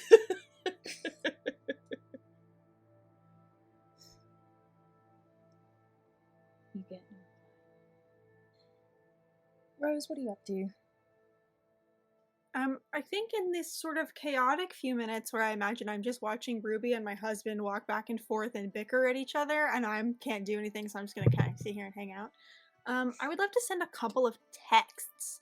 I would love to. I don't necessarily need to reply on this one, but I would love to text my brother and detail getting forced out of that scrying so that he can sort of include that ability in their search. And then I would love to text. Actually, can I call Sloan instead of texting? I feel like Sloan's the kind of person who will just call me if I send a text anyway. You kind of So- like scroll through your holo transmitter, and just as your thumb kind of hovers over her contact, the phone starts to ring, and she kind of, her name appears on your phone. Rose looks at the holo transmitter and goes, I just, over 10 years and I'm still not used to that. And then I will text him and go, hi, Hi, darling. you right? Everything okay over there? I'm fine. How's the haunting going? So I don't know why I'm always surprised that you know things. It's like a shtick. You having fun? Well, I mean, kind of, I think watches Tennant do another lap around the house. Things are a bit, tense here, I would say. Do you know who it is? Yes? Just feel like someone should tell you if you don't. I have my suspicions. Right. I've not been blessed with a visit myself, but something in the air, you know? Oh, I know. Believe me, I know. Yeah. I mean, I am fine. Things are. Yeah. Yeah. Well, since you know, I was actually calling to see, because I think if anybody has maybe the ability to do like a seance or communicate with in the beyond, I think you're the only person that comes to mind. I Why guess I is was that? calling to see if that's because you are especially skilled in arts that I don't understand but have a great admiration for. You know, you are so kind, Rose. Thank you. I do love dead things. I do know this. Yes. And I would love to do a seance if that is something the family would be comfortable with. Great. Okay. Things are very active over here, by the way. So if you want an interaction, I think maybe the cottage and the estate are a good place to I hang think around. if I was someone Bernadette needed to commune with, I would have heard from her already. Sure. Need and want are different things, though, I think. Sometimes, Rose, a seance can just be waiting. I think that Rose makes a little bit of a what the fuck does that mean face, but like keeps it very much out of her tone and just right, something every single person in this family is exceedingly good at, patience. so that shouldn't be a problem. Your fun test? No? Yeah. Watches again. Tenant and Ruby cross. Just yeah. I think it'll be good for everyone to sit still for a minute. I haven't floated the idea to the family yet. I wanted to, I guess, know if it was an option before I offered. But Everything's an option. someday I would love to hear more about where the limits of that lie. You know, I am not a person of many limits. I believe that. I really do. And when I find one, you will be the first person. Great. Thank you very much, Len. I appreciate it. The other thing I was you dabble in potion making, right? It's like gonna take that as yes. We got these potions of true seeing from a wizard in a bubble. I think Tenet told you about the bubble wizard, and I'm thinking they might come in handy, but we don't have very many. Is that something that you would know how to do if we needed more, by chance? Ooh, if you could maybe drop one by, I could Sure. reverse engineer, see what I can do. A lot of my potions have extra special effects, so we'll see. Fun. I can Right, yeah, do my I'll, best. Okay. Nadette and Rodella are grabbing them. I'll send a message, ask them to swing them by. Or if they don't get a chance to, I'll grab one and swing it by at some point. Assuming that, when I go down in the big, deep, dark hole in the ground, I come out of it again. So, Well, you've come out of them before. I wouldn't worry. yeah. No, it's definitely not, about time that I don't. It's gonna be fine. It's gonna be fine. I'm gonna go underground, and that's gonna be normal. And I have to keep it together because no one else has it together. So I will keep it together, and it'll be fine. Remember, Rose, holes always have a bottom, and tunnels always have another side. Yeah. Unless they collapse. Okay. Hey, Sloan, it's been really lovely speaking. Thank you. A pleasure! Please take I care of appreciate it. yourself. Have so much fun climbing. Get some good I boots. will. Yeah, will do. Thank you. And I'll let you know on the seance front. Please when I know. do. Great. Also, I don't know if you would, but don't try to scry on Ruby because it fucking hurts. Just fair warning to you. Or I could just ring her up. You know what? If you decide to give it a try and it works, let me know, yeah? Oh, we're talking about the other. Oh, yeah. And not Ruby. In quotations. Ruby. I don't have her phone number, but I will let you Right. know. As I said, there are not many limits. Right. Okay. Keep me in the loop. Be safe. I love you. Bye! Hangs up. I will just, I think after every conversation alone, blink sort of vaguely into middle distance as I process all the things that happened. And then I will just kind of, I think, honestly sit here and wait for the chaos. I'll go find Reba, and I'll sit with Reba, see how she's doing. Reba, how are you doing? Riva is completely lost in the middle distance, just lost in her thoughts, I think. If we're back at the estate, I think in almost like a zombie-like trance, I think she's like made her way back to her office. And if you've like walk towards like the office, what you'll see is she's got like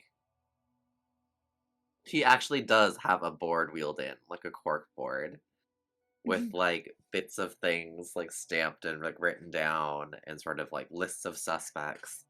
You will see sort of Ruby Davies, who, what, when, where, why, like Lennox Moore, triangles. You see like a coin, one of the gold coins, like literally tacked to like or like sticky tacked to the board.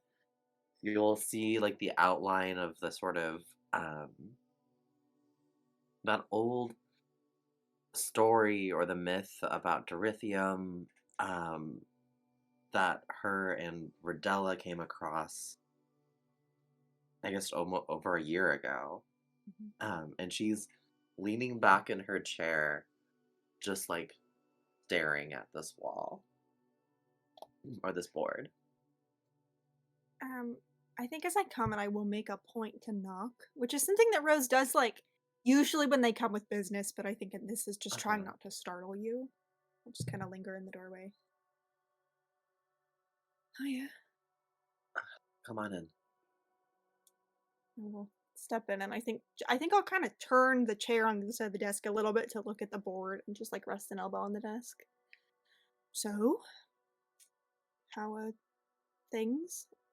How's the mystery coming? I think what you see literally is just Riva like rubbing like the center of her forehead. Yeah.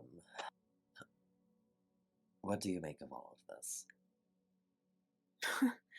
On what front? Like emotionally or solving wise? Any of it. Emotionally, I think I've spent most of the day contemplating if there will ever be a time in which this family is allowed to just sort of like have a normal day. Or if my children are gonna grow up like really weird and odd because they never had a normal day, and also because they're at a disadvantage because their family is odd. No offense, I'm including myself in that. Solving wise, I mean, if you ever tell anyone I said this, I'll deny it to the grave, but I think this is a bit out of my wheelhouse, and that unnerves me. But, I don't know. I think kind of like chooses her words a little bit for a minute. I think that I don't really know enough about the family history to have not a say, but a say. I think emotionally, I think this sucks, and I'm sorry, and I can't imagine if I was in your shoes. But I don't know. I think that someone's been trying to toy with this family for a couple of years now, and I think unfortunately maybe they've found a nerve to strike. But that doesn't mean that this all isn't ingenuine. So I think your words have struck a nerve with Riva. Just the expression of like worry and concern and everything that's been happening and the impact it might have on the kids and all of the craziness, and just like there's this sort of like hint of a smile that comes over her of the sort of like welcome to the last 40 or 50 years. And I think there's a little bit of just like I think you see the tension sort of like leave the back of her neck a little bit, and she just like reaches out with like one hand.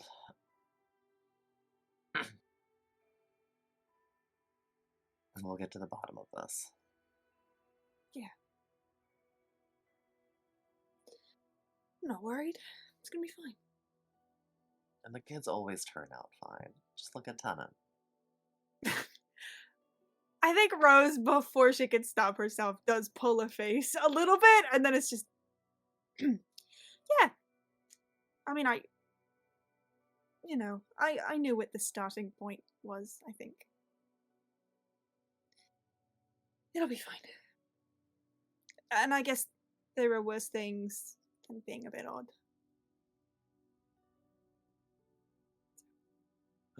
I think like Riva like shakes herself up out of like her stupor and sort of like gives herself like two like light slaps on the face.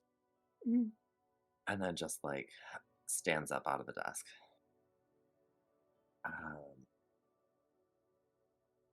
Should we find the others? Yeah, the sort of bickering and pacing is slowed a smidge. Before we go though, I wanted to let you know privately so you can sort of make the decision that feels best for you. But I talked to Sloane, and they said they might be able to do some sort of seance type thing to try and have a conversation. If that's something that you want, but I think that you should get to decide how you feel about it before everyone starts weighing in on how they feel about it. So, yeah.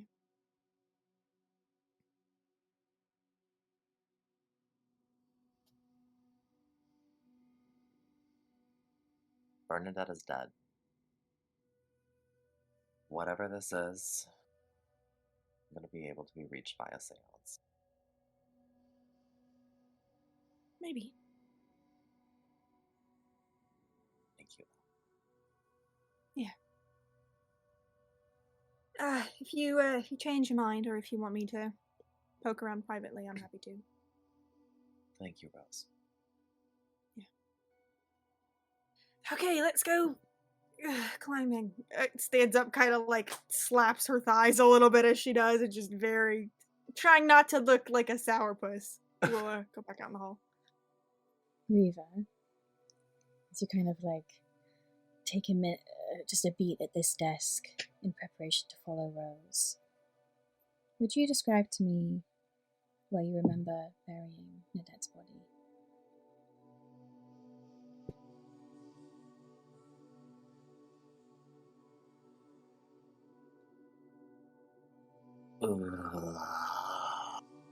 That is my physical reaction.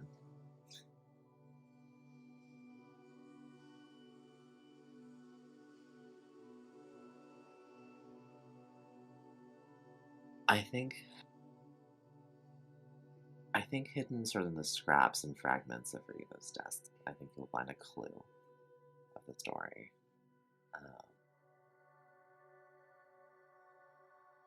But years ago, I think Riva took her sister's body somewhere quiet, somewhere away from it all, on a cliff overlooking the sea, a field of lilac and aster and sage and poppy, like buried in a field of flowers.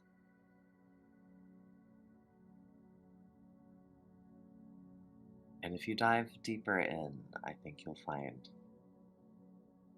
scraps and pieces and bits of verse and poetry.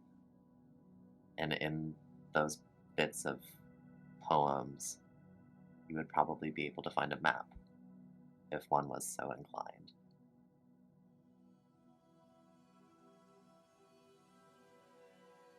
As you finally stand up from the desk, the smell of wildflowers fills the room for just a moment, of lilac and aster and poppy. And as the family prepares to delve even deeper, both metaphorically and physically, that is where we're going to take our break. Join us again in 10 to 15 minutes where we continue the rest of today's story. Bye!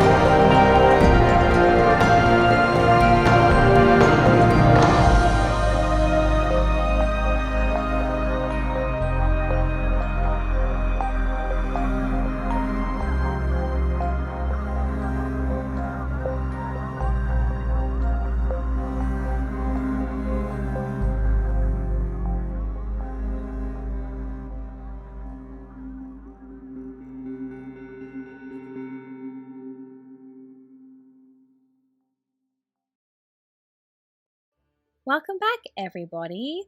Let's resume our story from where we left off, with our family leaving the estate with the plan to go and investigate this series of underground tunnels.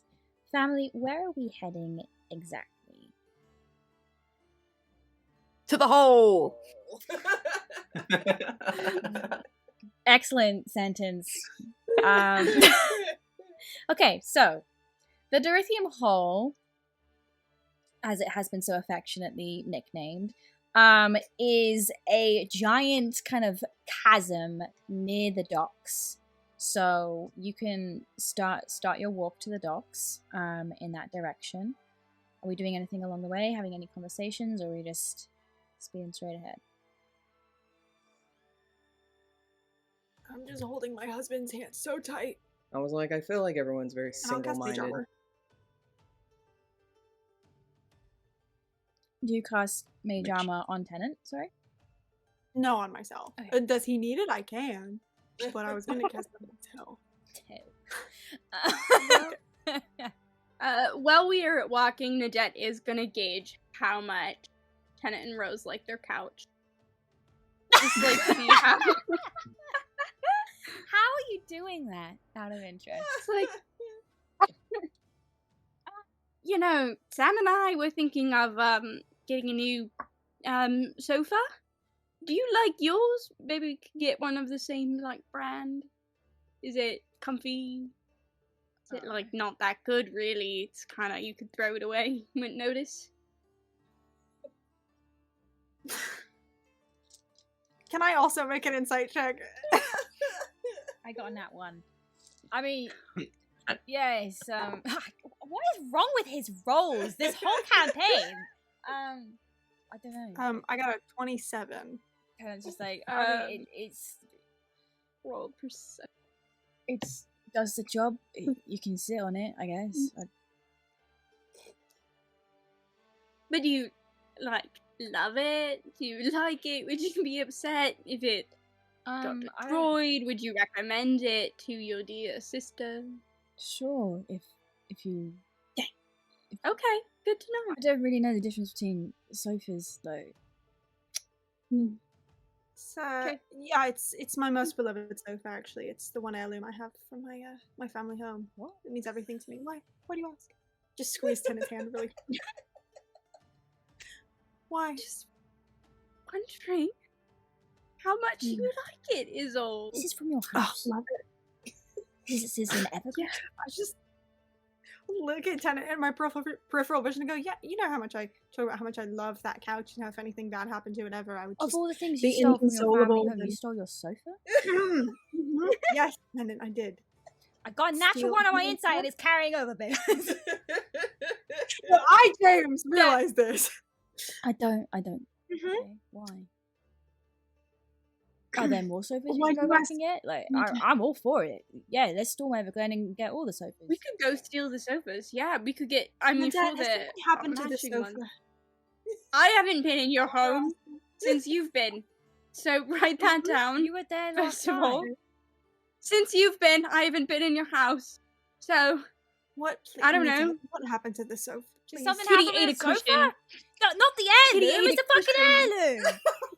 Tennant, We've already got Fae issues here. We don't need a Fae coming over and, after damages to the heirlooms.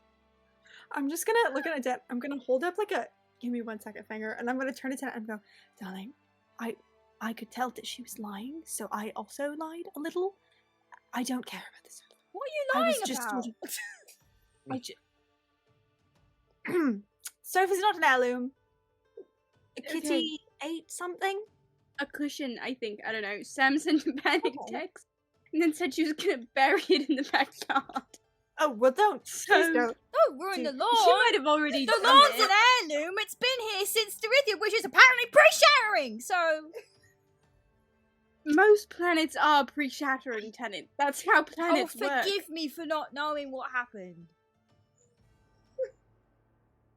Right. Okay. You don't have to bury the sofa. It's fine. I don't know what she's done with it, but you Okay. might be down a cushion when you get back. And I That's fine. That's I would the prefer that the hellhound I whole got sofa you. wasn't buried. Was that the plan? Was to bury the I don't know. entire sofa? She gets nervous. It's pretty sizable sofa. It's, Mm-hmm. How's she gonna I don't carry know. it?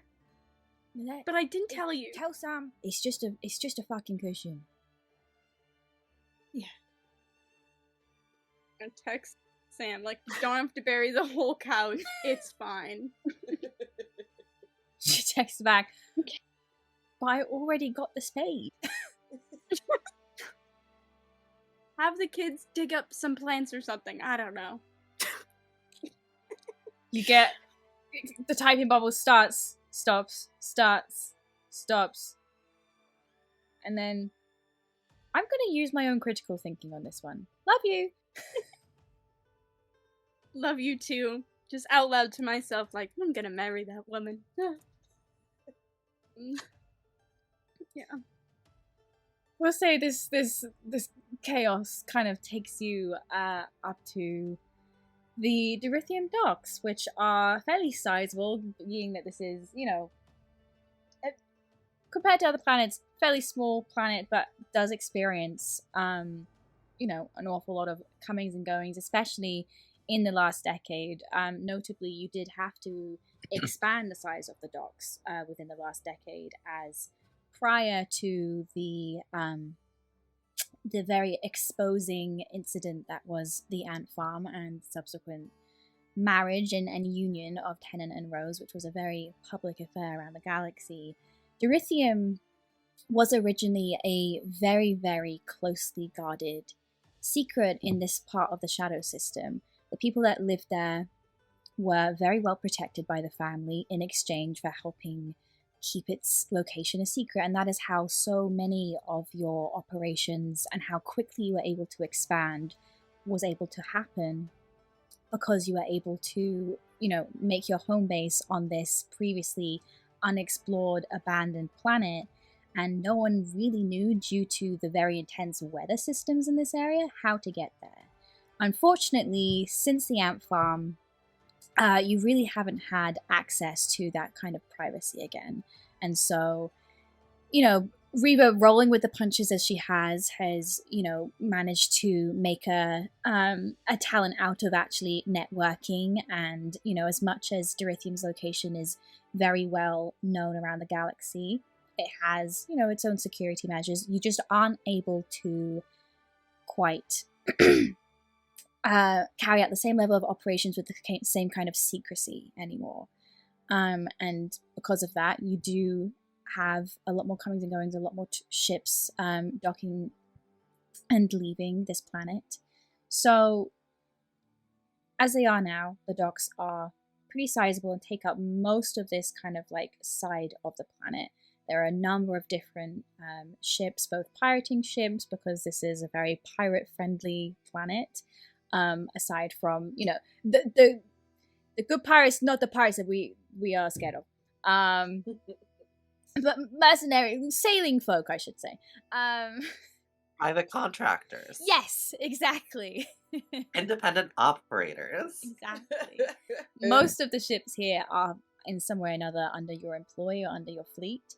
And then you get the occasional, tourist who wants to come and like see what's going on here and see if you can catch sight of a crow, and they're quite quickly understand that this community isn't quite so welcoming to outsiders. As much as this location has been more exposed, the people who have stayed here and remained since before that point in your history still remain very loyal to you, and very much tourist location. will very much kind of make it known that if you can stay here and you can drink in our taverns, but if you start asking questions and taking pictures, you're probably going to end up in a little bit of trouble. So, that's the docks. Near to the docks are this backdrop of countless huge warehouse buildings. These have been standing here since you arrived on this planet. These are the leftover structures from the industrial era that this planet was at the heart of, what you assume to be at least 100 years ago now.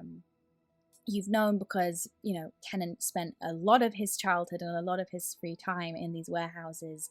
They used to be filled with these archaic, industrial kind of machines, a lot of them steam powered, but very little arcane in nature, just true masteries of like engineering, which I think is why Tennant just loved spending so much time here. Even got a few of them working again. But these warehouses are often kind of like glass topped with these kind of like conservatory style glass roofs, which have now kind of been overgrown with this like algae and moss from age. And then connecting the warehouses are these crisscross steel bridges that allow people to transport goods from one to the other. And all of it is rusted and stiff and decrepit, but it is your home, and it is almost like a safe haven, the way that the structures of this planet stand guard over these docks. And from miles off as you sail in and you get your first glimpse of the planet, the skyline that it forms is recognizable in an instant. And I think that is what makes this planet feels like home to you. Another piece of this planet that makes you feel very much at home is the very affectionately dubbed Dorithium Hole. It's always been there. I think I don't know where this nickname comes from. Probably a joke made among the siblings as children that just kind of caught on. But the hole is not, kind of like crater in the ground by any means. It is, as I've mentioned, a chasm. It's a sheer cliff face that falls hundreds and hundreds of feet deep. And at the bottom, there is a huge amount of rubble and wreckage. And around the sides of this chasm are very much kind of like hastily put together fences, a lot of different warning signs: stay out, danger, keep out. Tennant himself and the siblings probably didn't pay much attention to those, but I don't know how much you have explored this area, simply because it is incredibly dangerous to go down there, and it would be incredibly hard to get back out again. So yeah, that is the sight you see as you approach this place.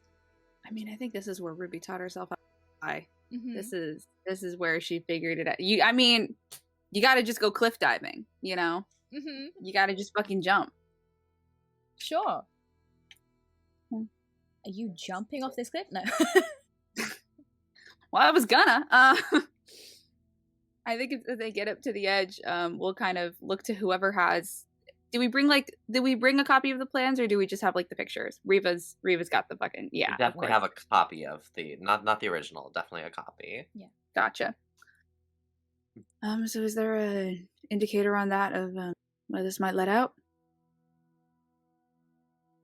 I think I wanna, if possible, do a sort of like quick sort of mapping where we are, where we think the tunnels would end, and potentially where the pit would have sheared off a bit of the tunnel, and see if we can figure out a place where that might be.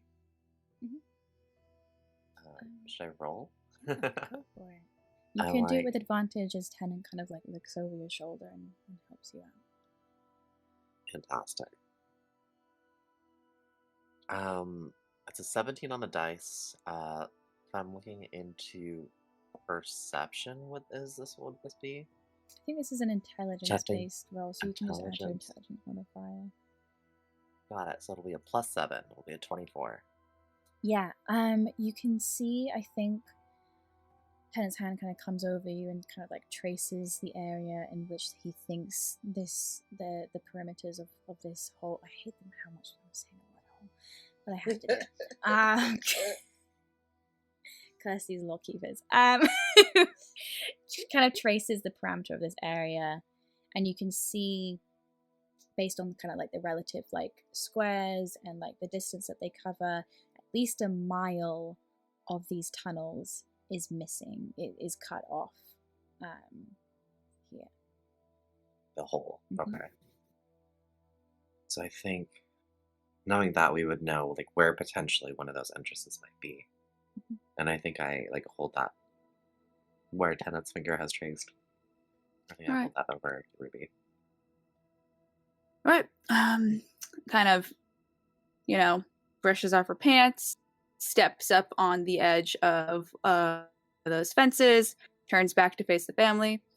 Be right back, and just lets herself fall backwards into the hole. Tennant grips Rose's shoulder and is like, yeah, what? Yeah. Where do you I'll fly down there. You fly down there. Yeah, I think that she'll probably, in terms of depth, try to go down about as far as she knows it took to like get to the crypt from like the surface. So between what she's seen on the map and then also triangulating like that depth as well, we'll kind of start like just doing laps around that area, trying to see if there's any tunnels, entrances, weird shit. Sure. Make a perception / investigation check. Okay, I have a question for you. So I am, in fact, my natural explorer ranger feature will give me advantage if it's one of my types of favorite terrain. I have forest, mountain, and underdark. Do we think this counts as any of those or some combination thereof? Because that is why I took all of them, so I'm hoping. Forest, mountain, or underdark. I want to give it to you, but I don't think it's any of those, I'm afraid. Okay, that's fine. No problem. And so, what kind of check was this again? Please remind me. Perception or investigation, up to you. Okay, I will be doing perception. That's good. That is a 22. Okay, so I think you kind of hover at the area where the kind of depth at which you remember the crypt being, which I'm not going to go check my notes, but wasn't super, like, deep underground. And at this level, it's mostly sheer rock. You don't see any sort of, like, structures or cracking or rockfall that would indicate, like, an entrance has caved in or anything. So I think as you kind of, like, drift lower, more and more of this cliff face kind of breaks out into, like, debris and crumbled rock. And it's hard to tell, like, what is just fallen rock from up above or what is potentially a cave-in until, with a 22, you see, I think, the indications of not just rock, but wood as well, almost as if some sort of, like, structure or beams are kind of, like, sticking out of this cliff face. And that is much deeper. All right. I think seeing that, she'll just circle back up, kind of land back next to the family. Yep, it's down there.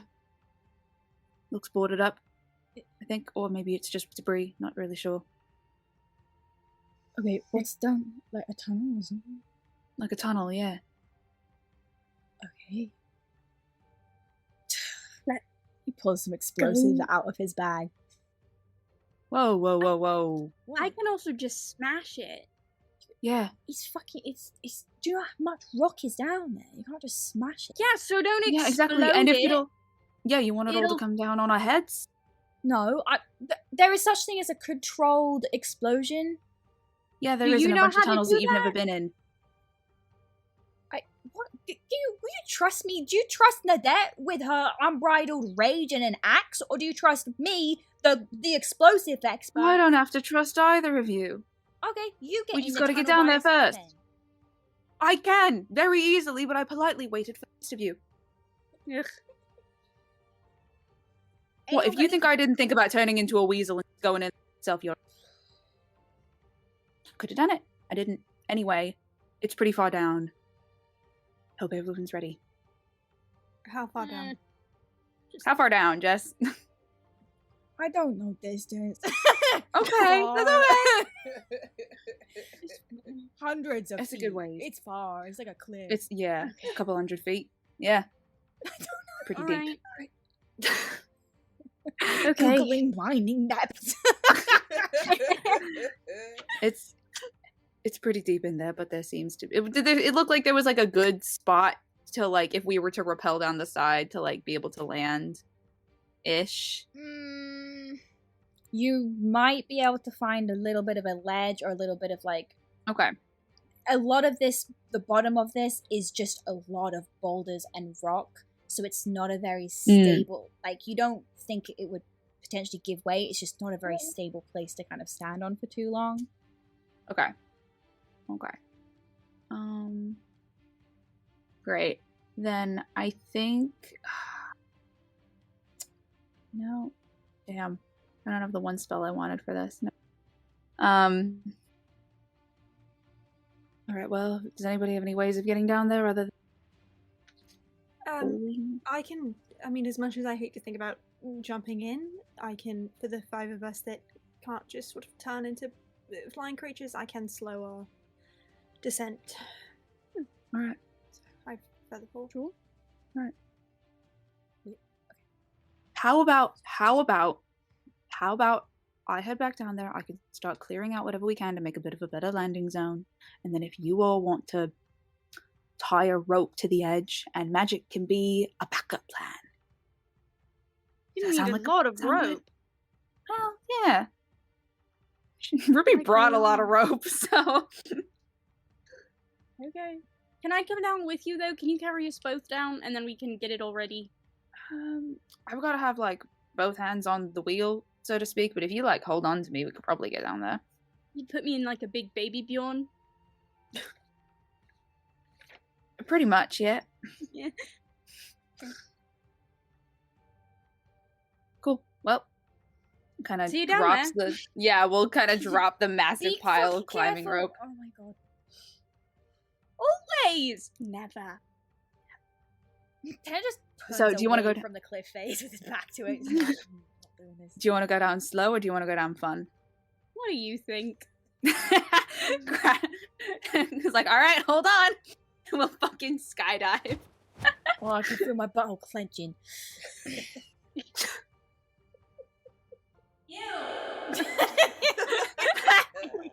Just echo. Yeah. Okay. So what do you do when you get down? You start clearing rock? You start... Yeah, I think so. I think it's just a matter of, like, clearing enough rock to make this, like, a place for people to land. And then I think that, like, as they're working on that, Ruby will start kind of, like, she's not going all the way in, but, like, is hanging out in the entrance of the cave, and trying to get a vibe check. Yeah, I think with Nadette's strength and Ruby's supervision, you can probably shift enough. Bro, of you this- got called weak. I do have supervision. Fuck you. I have good dark vision. I have extra good dark vision. Okay. Sure. got weak, illiterate, and drama queen. That's not a flaw. That's a trait. Tell it to your face. Feature, not a bug. You can kind of form a kind of makeshift, little bit precarious ledge out of these kind of boulders and rock. Ruby, you kind of like take a closer look at this suspected entrance. It is very much, there's been like at the very least a landslide over the top of this thing, and is going to require some serious digging, which I don't know. You can make some sort of like nature of survival check if you want to kind of like ascertain how long it would take to like do this manually. But Jess, are you gonna make me break out the badger again? Because I can be a big one. I can shatter stuff. Also true. yeah, Well, last time that's how we did it. Team made the dream Here's the work. thing, We had a here's the thing, badger you and had- someone with a shatter spell. last time you had this much earth. This time you have We pre-shattering don't know. tunnels, which Mm. means about 7, almost 8 centuries of earth piled, kind of accumulated up in this. So That is such a good point. Yeah. A long way. Ugh. the rest of us, what do we think we're doing? Kind of tying ropes around our middles.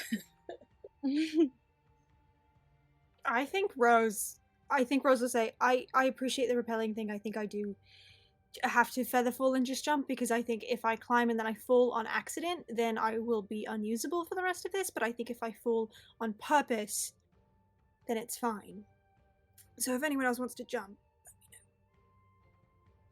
not that I want to, but Yeah, I don't. Yeah, sure. Mm-hmm. You don't have to. What it's worth. I can't exactly stand sentry up here, can Yeah. Okay. Anyone else want to just jump for it? I might as well. I think Riva mirrors that sort of like, okay. Tana kind of half looks at Reva and kind of like half jokes and goes, "Do you want to just fucking push me?" Probably not the first time. What? Do you want me to hold your hand? No.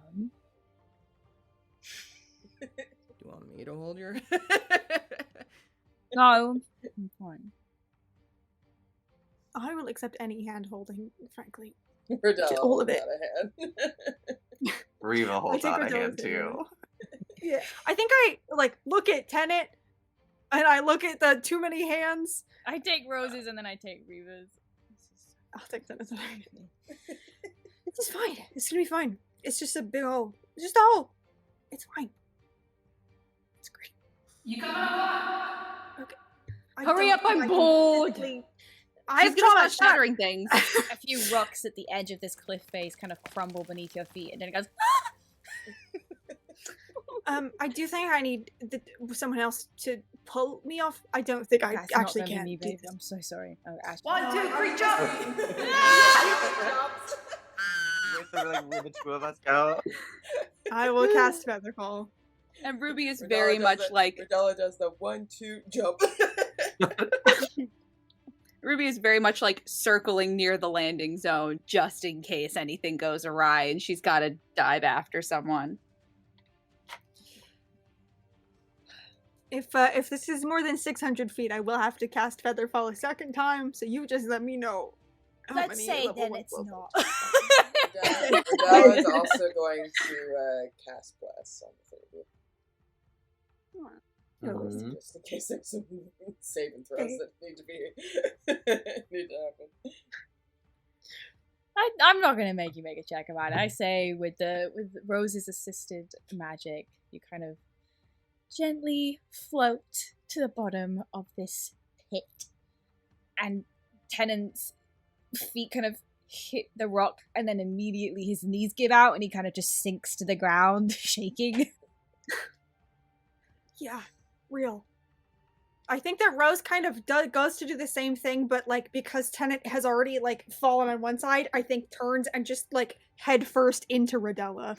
I think Rodella wraps you up and then like shakes her leg out a little bit where they landed and just kind of like checks to make sure that like everything's in order and then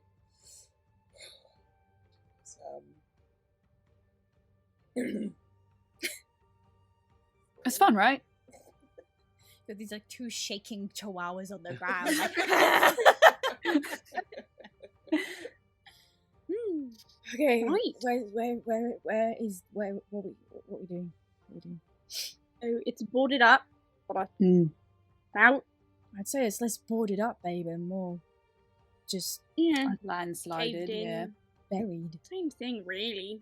Stuff in the way. Oh, Okay. not really. You gonna dig it out? I could. Oh! No, never mind, I can't do that. It makes a weird little tenant check. You know what I could do? What? You say the fucking I'm gonna pull up my No. stuff feature. Elephants are really strong. Nadette. Could help.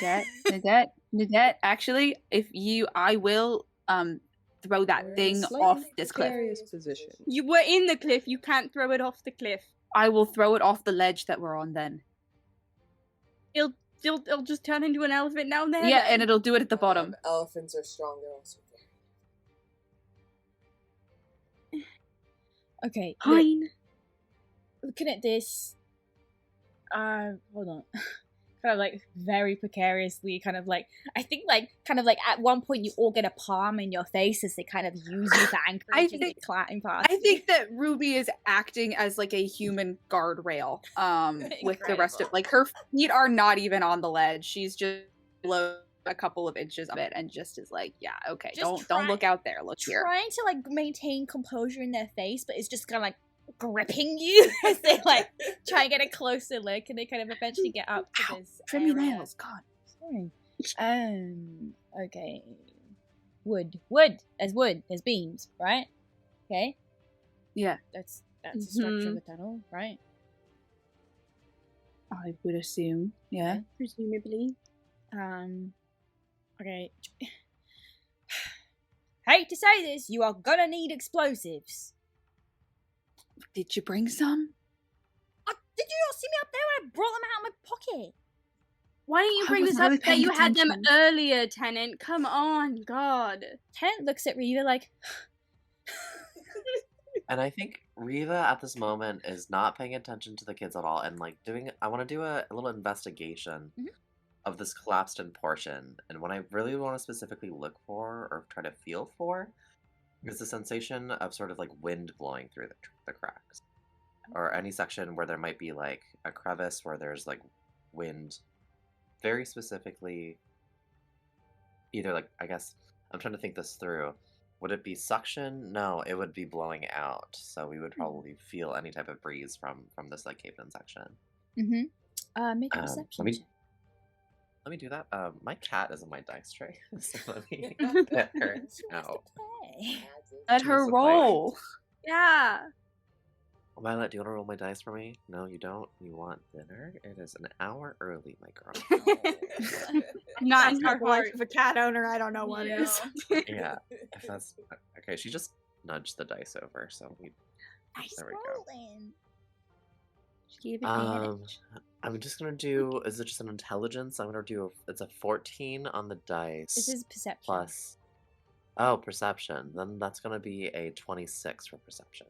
Okay. So, you kind of like start feeling your way around this rock, kind of like pausing over, you know, the few crevices in the boulders. And you don't feel any wind. I think from this you get the indication that the reason that there's no current of Outflow or- air is because the cave-in is just too thick and too concentrated. Like, this is centuries and centuries of debris. Got So it. even if there were any cracks in the rock for wind to escape, they've kind of been infilled by, you know, rain, sediment, stuff like that. But as your hand are kind of passing through these cracks and kind of detecting for this like airflow, you feel something smooth and cold to the touch. And your hand withdraws, and there's a coin between your fingers.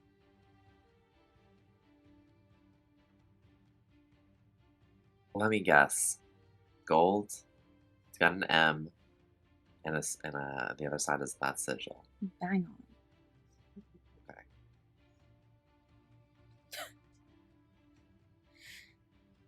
So I think. Sorry, Diana just made a Bitcoin joke in the chat.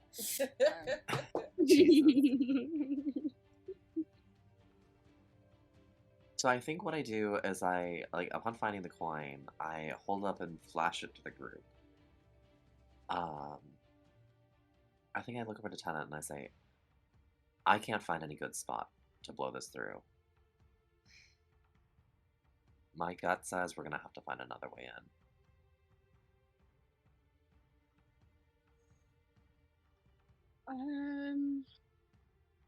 I think muffled against the fabric of Ridella's shoulder, Rose just goes, "Please don't tell me I just jumped down that fucking hole for nothing." I mean, it might. We could try and blow it up just a little bit and see how far we get. We're already down here, might as well. Yeah. Tana kind of looks at you in a look you don't often get from your adult son these days. It's a little bit of a glance of permission, like, can I blow up the thing? I think, like, okay. Give it your best shot. Is there a safe place that we can, like, find where they can go to Demolition Town? I guess. I'm like, I want to be out of the blast zone. Yeah, you can absolutely kind of Yeah. like feel your way along these ledges and kind of like get a good distance away. And Tennant has also Okay. brought all of the supplies they need to kind of like set up a charge that they can then detonate from a distance. So I think kind of spends the next kind of 15-20 minutes doing exactly that. You know what the fuck they're doing, but they seem to know what they're doing. Oh yeah, they know what they're doing. Yeah, and I think kind of like tries to clear some of the sediment away, so there are those kind of like trying to like expose the weak spots in this landslide as much as they can, and just in a couple of like, you even see them kind of like tapping against the stone in some places, and the whole time they're just doing the most neurodivergent, like under the breath mutterings to themselves as they work, kind of implanting these like different charges. And then after about 20 minutes, they kind of like they're covered in like earth and dust at this point, and they kind of like slap their hands on their thighs. Okay. Yeah, it's ready.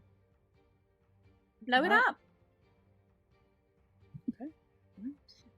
They kind of like take a couple minutes to like pick themselves over the rock, still kind of like using Ruby very much as a crutch, as they walk themselves back over.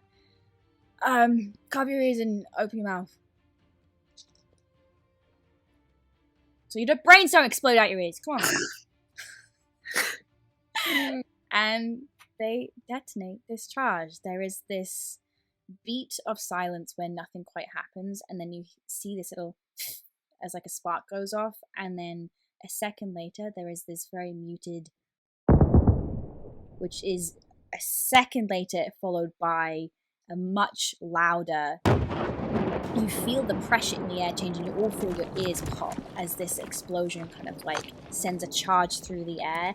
And because you're at the bottom of this very deep cavern, the sound reverberates all around, and it is loud, and it is horrific, and it reminds you, Rodella and Reva specifically, of like being in the middle. For a moment, you are in the middle of cannon fire, and there are ships blasting all around you, and you hear the shouts of pirates crossing over you, and you hear the bellowing of the captain instructing orders, and you feel sea salt spray on your face, and there's grit underneath your fingernails, and there's ash in your mouth, and then the dust settles, and you kind of wipe grit from your eyes, and there is a cavern in front of you, and a space has been cleared, and these wooden beams are now splintered, but you can see where they run along the inside into a tunnel beyond. Right. I think Ruby goes into her pouch, pulls out. I think that she would have thought to bring the dark vision goggles that they got from Merc Hollow, hands them over to Rodella. No lights. Keep them off. Takes a length of rope that I think is like a couple of meters long, and goes and very methodically like ties 6 knots all about equally spaced into it. You hold on while we're in there. Nobody's getting separated. Right? I think Rodella takes her goggles from the bag, puts the goggles on, and glances over at Reva and kind of. Do I look good? Do the goggles wiggle as well? Yeah. Excellent. Excellent.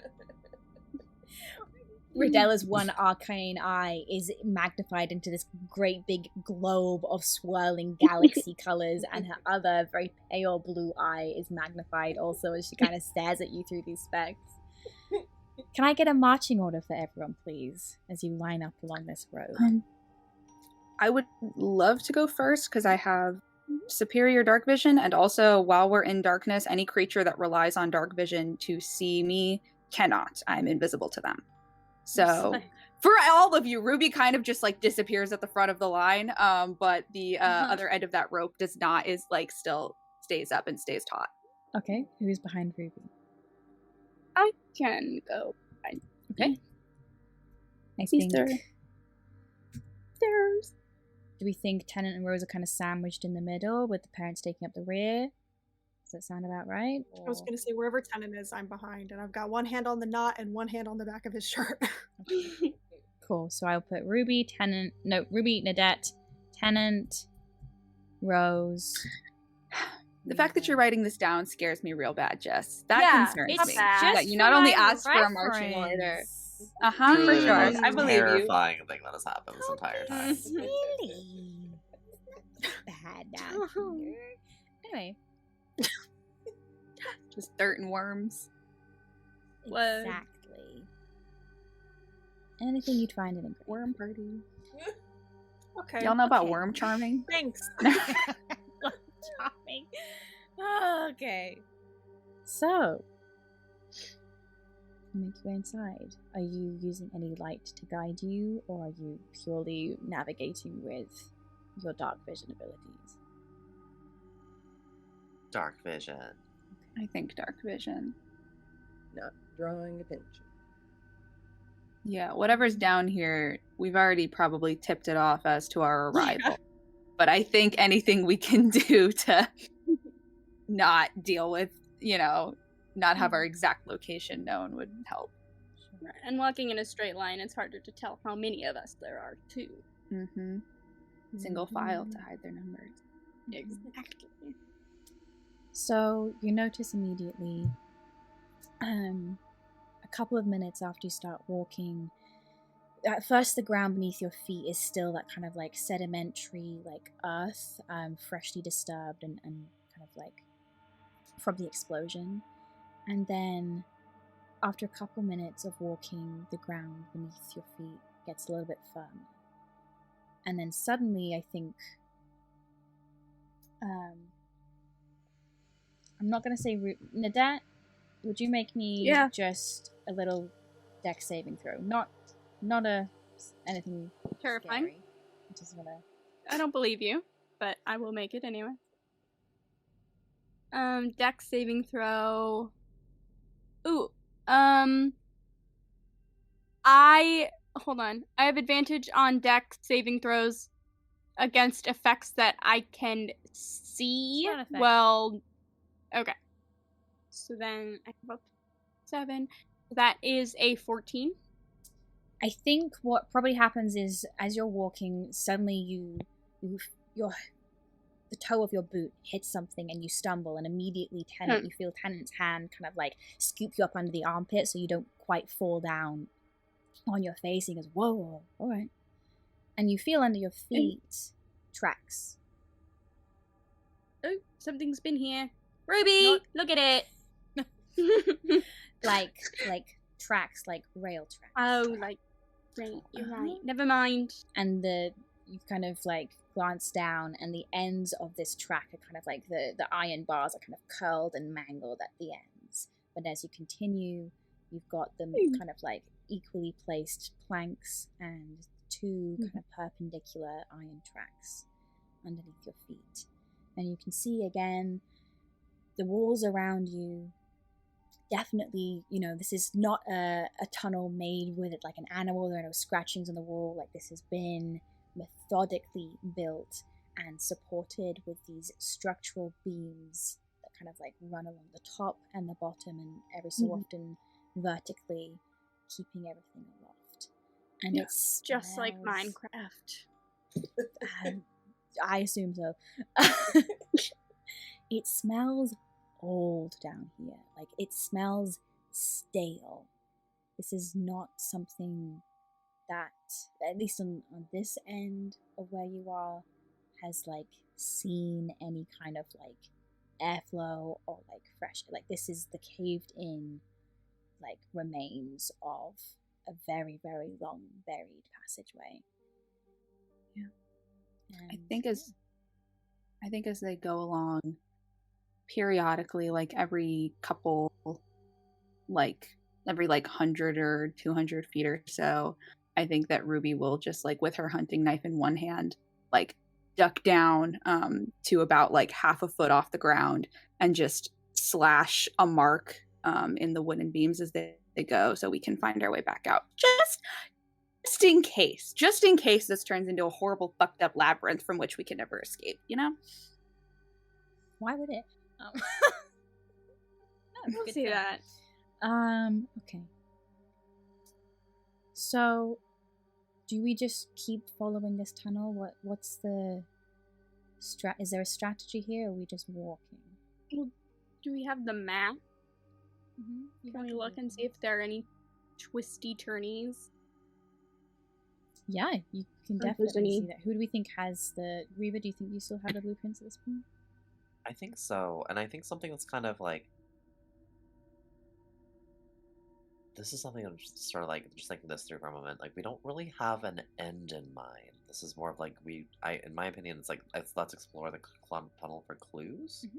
Mm. So I think I'm leaning towards just following the track and seeing if there's any sections of the map that don't have track on them, or seeing if there's anything that deviates from the map that we have. Okay, yeah. I'll carry across. So I kind of want to like explore, like be in exploration mode through these tunnels to see Yeah. if we can find any clues or stuff.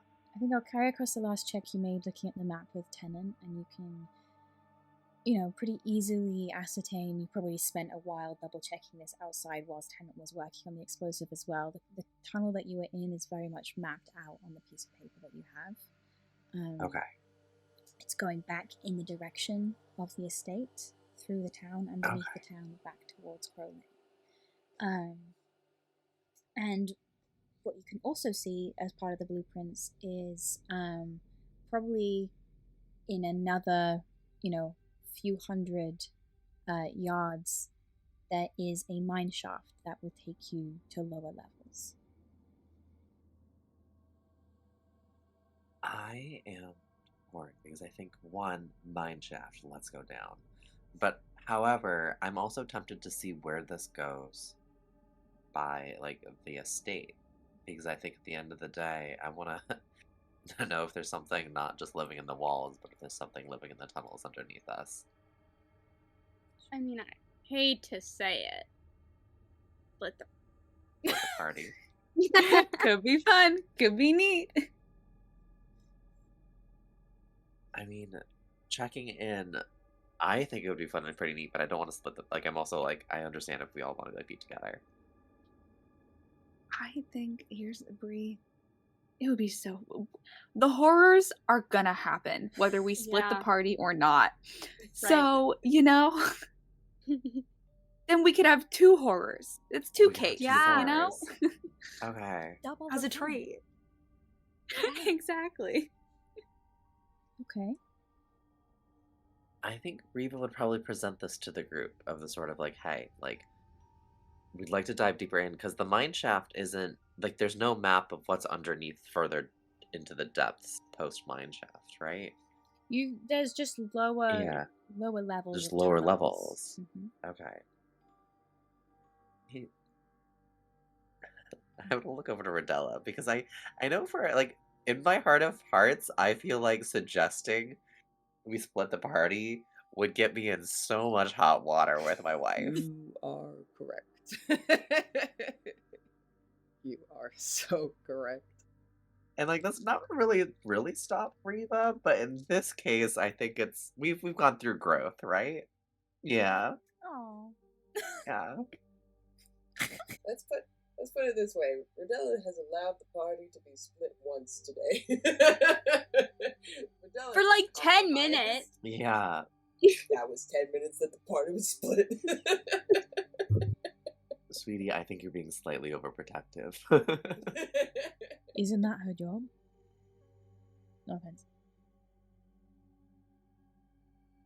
Okay. Well, I think if no, I've got nothing. We don't know what's down there. No, we I don't. think maybe we dive deeper in down the shaft, deeper into the hole, and see what we can find, and then we can continue navigating and find our way back towards the head towards the estate at the end.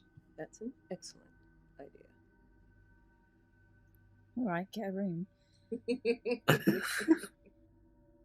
Any objections? I mean, here's the thing, right? Yes, we could explore, but it might be worth it to know that we are going to be able to get out the other side via, right? We assume the door leads, and we can open it from that side to, the cavern, but, like, we don't know. It's And true, if but we're if gonna go there's something, exploring. if there is something that's down there, I would like to know what it is before we pass the mine shaft and whatever it is comes out after us. Exactly. So Don't I want to leave think, our back exposed. right. But we also don't want to get not have a way Obviously, this won't really work if we're trying to get out that way in a hurry, but if we make it back onto the estate and we can't get out, if we have 10 minutes, I do still have that scroll of teleportation, so I can get us to the safe house. Obviously, if we're fighting something, that's going to take a long fucking time, but if we just get there and dead end, I can fix that, potentially. For what it's worth. Good to know. Also, information that you would have looking at the map. The mine shaft is, relative to its location on the map, is around about the area of the estate. Perfect. I want to know what they were mining for, and I want to know what they were doing down in these mines. I'm just hazarding a guess here. Do you think it's gold? Because If it was garden variety gold, we wouldn't be. the glare Riva shoots over is just like, And it looks around like, who said that?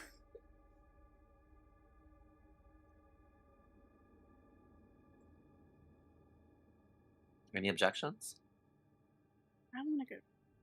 I also Oh, want let's go deeper. What's the worst I that wanna can go happen? deeper. It's fine. Yeah. It's great. So I think I love we that idea. Rodella pats your back, like reaches past Riva and pets her back. Okay. You walk another probably solid 10 minutes. This is a long tunnel, and you're essentially walking back. If your aim is to get to the mine shaft, you're walking back in the direction of your house. You're just kind of cutting through all the buildings of the town and the streets along the way. So you approach the area that you kind of get to that point where you're like, any minute now we should kind of come upon it. Any minute now. And then out of the gloom, a structure kind of starts to reflect a little bit of light. And I think you can feel Riva in front of you. Tenant stiffens a little bit at like, you can clock because you have the same thought. If it's reflecting light, where's the light coming from? And you realize as these kind of like orange and yellow spots dance over the metallic structure of the elevator, it reflects the own hearthlight in your own tiefling eyes as little dazzling lights over this steel elevator shaft. Notably, the elevator carriage is not there, and there is a lever and a series of mechanisms that you assume is what you would be doing to move the carriage from floor to floor.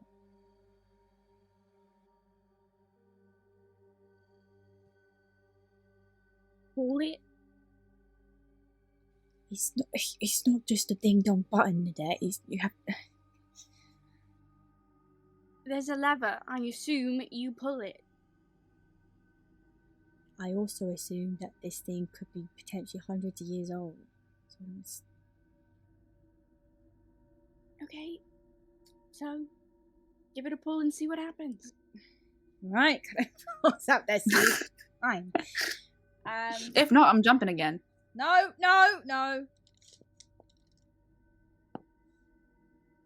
Ooh. I rolled a 19 on the dice, which is a 29. Yes. Tenant spends a couple minutes tinkering, goes, crazy question, did anyone bring any, like, lubrication or oil? My stuff. Everyone looks into that. I've got tree I sap, have but that's kind of ink. the opposite. Paint? I mean, Ink. I technically Yeah. I mean, Oil? can I make?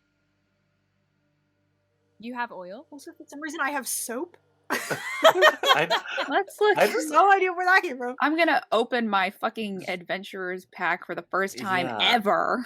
I'm scrolling through my items and I'm like, what's a I mean, python? can I make a luck yeah. check to see if Nadette just carries lube? I Yeah. have apparently 2 pounds of oil in a flask. Oh, When excellent. did this happen? Why? Yeah. I'm sorry. Perfect. I'm like scrolling through the item section that I've never scrolled through before. And Hey, how many you hours of learn playing? something new Yeah. every day. Ruby just has a fuck ton of oil on them. Grandma's get kinky. No. You never know when you need an impromptu massage. As you all kind of rummage through your Gross. bags, Tennant kind of like is kind of holds out his hand to you, Reva. Yeah, give me that. Hold on. Okay. And I think you watch again in this impossible blackness of, an area under the ground where just there is no possible light. You watch as like Tennant's orange eyes flare in the light as they bring the heat of the hearth inside them into their palms, and they place their hands on this lever, and you watch the metal grow a little bit hot and start to glow a little bit. And as it starts to glow, the metal starts to shrink and expand with heat. And you just see them kind of like jiggle it a little bit, and it starts to give way and starts to the rust starts to crack. And at that point, Tennant hurriedly tries to cool the metal down before they then put flammable oil onto it. But methodically, they kind of like lubricate the joints of this lever and kind of like look at everyone and go, ta-da. Does anyone else want to do the honors?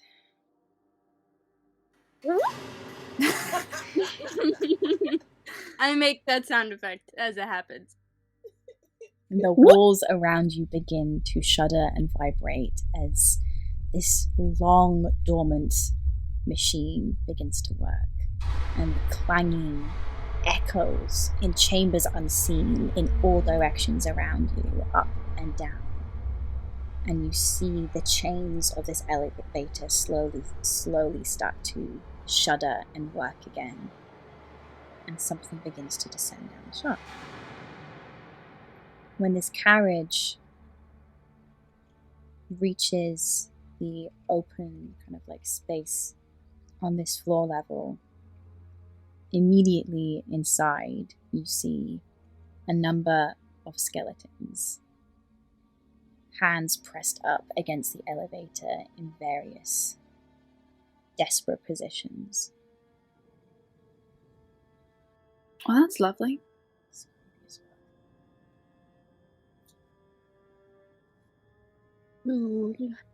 Well, sorry, boys, we're gonna be at capacity, and that's about moving them. Yeah. I think Nadette- you're gonna see us.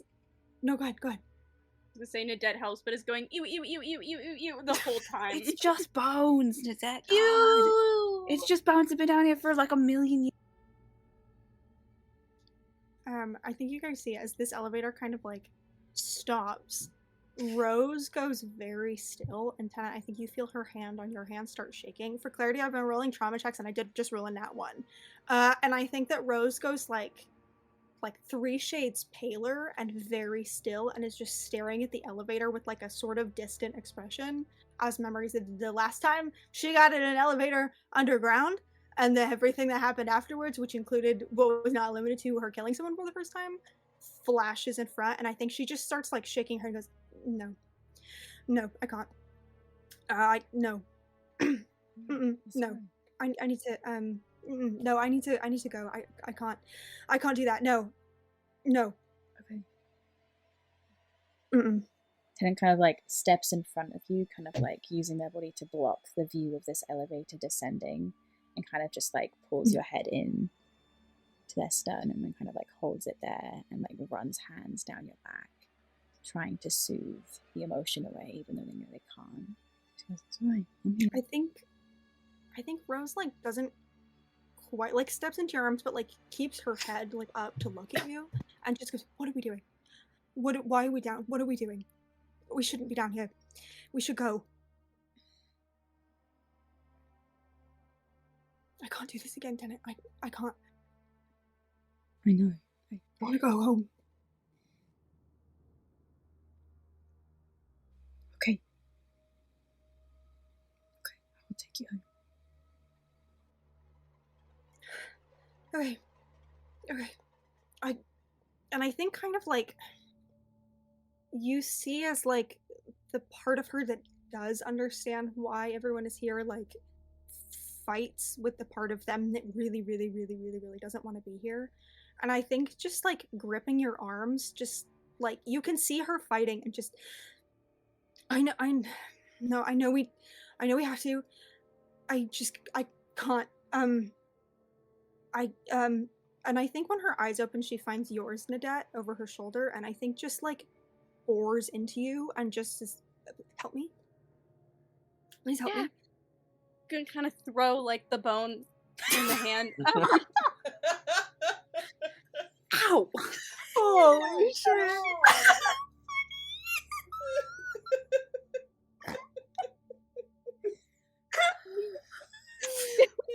Mara, the person that you are, the mind that you have. It was the little that got me.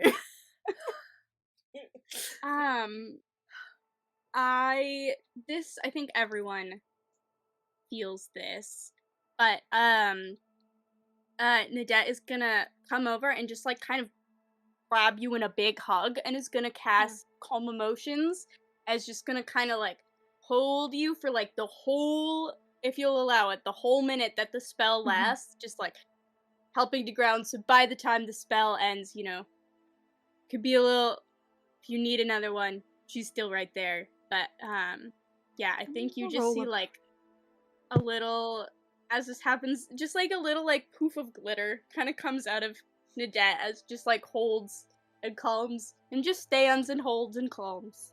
I think Tennant kind of like stands over you both and has a hand on Nadette's shoulder, just taking a little bit of that magic for themselves to kind of like help them as well. I think that one hand stays like fisted in the sleeve of your shirt, Tennant, even in this hug.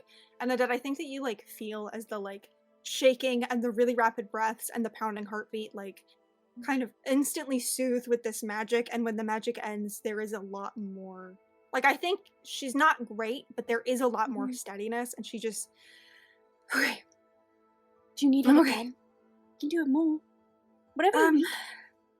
I think right now I'm okay, but I might take you up on that when we go deep down there. I'm okay. Are you sorry sure? I'm okay. And I think we'll just sort of like take one of your arms that's around her and like very, not like pull you off, but just kind of very gently put a little bit of distance, and just, I think like flushing pink a little bit in embarrassment. We'll just, sorry everyone. I'm fine. I'm fine. It's fine. We can go down that elevator. It's just rocking the bottom. Yeah. And probably Every tunnel has an opening, right? So. Opens her mouth to argue, and then is like, nah. Just kind of gives you a look, Tennant, that says, yeah. Yeah. I think just like kind of like holds your face very soundly and like presses a kiss to your forehead, and then I think will give Nadette's shoulder like a really like firm squeeze and kind of like drop a kiss onto the crown of your head in like a silent thank you. Ruby, as you were moving these skeletal bodies out of the elevator, something you notice is that, these are not naked. I'm fucking looting them. I mean, if there's anything. Yeah. I'm not looting them. Yeah. Could also I would love to approach these bones and just do a little bit of like a creepy little bone check to be like, how did these? Because are they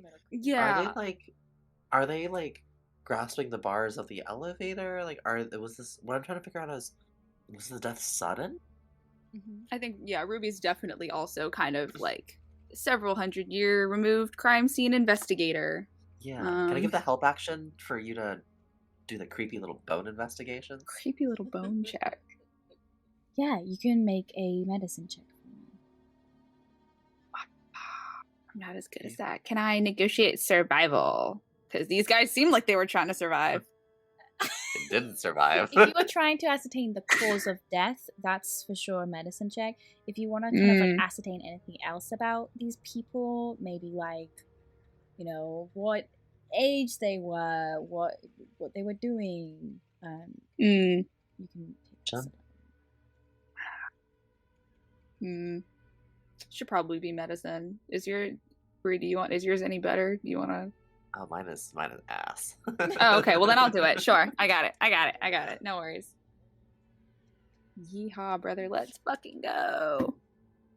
I rolled good. 30-20. Hell yeah. Nice. So, before you even kind of like start to get a really good look at, these bones, they are clothed. And they're wearing those kind of like laborers, like, jumpsuits. So it's kind of like, I want to say mechanic jumpsuits, but these aren't mechanics. And embroidered is that M. Yes. Mine is Enterprises. For one not for mines. M for mine. M for mine. Yeah. We do have a running M theme, don't we? Wow. Good job, Sherlock Holmes. Has You fucking a hard hat. You see a couple of other, I think, hard hats remaining in the elevator. You assume like they all were wearing them at one point and they've either been dislodged or taken off. As for the cause of death, there is no blemish on the body. The skulls are not caved in. This was not like a blunt force trauma thing. And unfortunately, these skeletons are so old that like you cannot. The flesh has disintegrated from their bodies. There's nothing there for you to tell. But the bones themselves are unmarked. Can we tell like if these are like about 100-ish years old, or like if be like pre-shattering old? Very, very. Because that's a big time. Very, very old. Very, very old. That only the Old way, as like, hell. with absolutely no like biological matter left on this skeleton. Okay, these are old ass bones. Okay, yeah, which is also kind of fucking crazy because like there's no animals down here. So yeah, that's why. Sorry, Ruby's just muttering under her breath about how there's no like carnivores to be picking these apart and how it doesn't make any fucking sense, and they're definitely old as hell. Do you want to just like both be muttering under our breaths? Just 100%. Inspection uniforms, like no slash marks. Yeah, no. Yeah, these are like ancient, like relics. And they came from up top. They're trying to get out.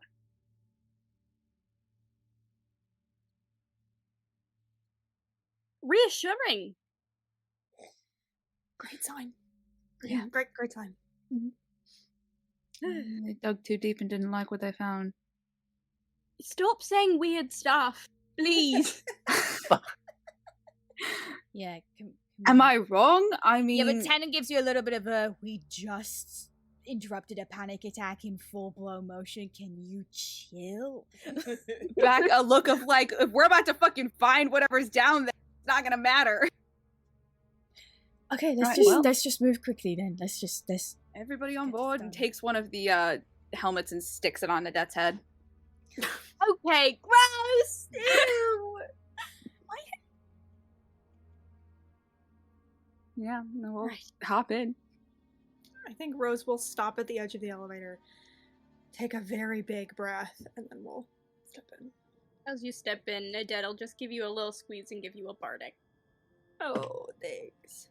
And I think Yeah. Rodella steps up behind you so that when you're in the elevator, you're not pressed up against anything, you're pressed up against her chest.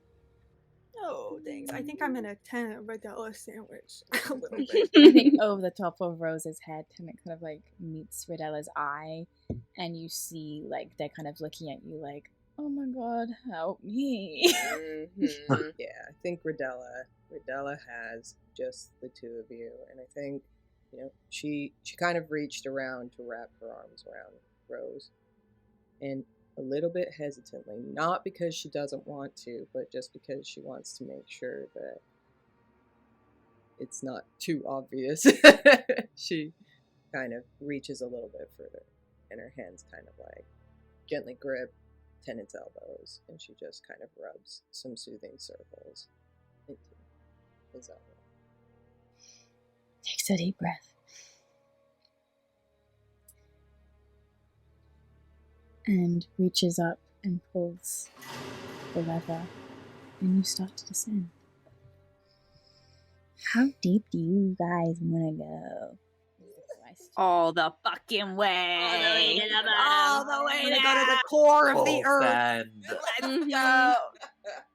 It's just like National Treasure. I was gonna say, this is just like Kong. Yeah. There's gonna be apes down there, Journey man. to the center of the earth, starring Brendan Fraser. I was thinking of like the Dwayne trolls of Cousin Johnson? Boone. That too. Yes. Good references, everyone. Good work. job. Good job, Round team. of applause. Yes. Way to go, nerds. Wallow's actually the Balrog. Yeah. Oh, shit. This Adding Balrog to steel the board. cage- Please do, I'm begging. This steel cage shudders and rattles and surrounds you with the clanging of metal against metal as the floor beneath you vibrates and the rock around you kind of like, you see like little pebbles and skitterings of like stone kind of like glance off the sides of the elevator, and a few of them tumble into the cage with you. And then after what feels like forever, but is probably 3 or 4 minutes, you reach the bottom. And a tunnel opens out ahead of you. I would like to primeval awareness at this time, Sure. just in case. Would you like me to read it out? Yeah. Okay. That would be within I'm not in my favorite terrain. So within 1 mile of me, aberrations, celestials, dragons, elementals, fey fiend, or undead. You don't get an active ping on any of those. But because of the sheer size and presence, it's not like you don't get like a location or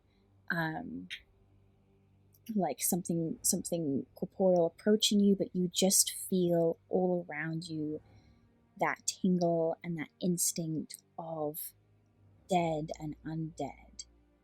And as an undercurrent, just a little bit of that fey presence you sensed up in the house.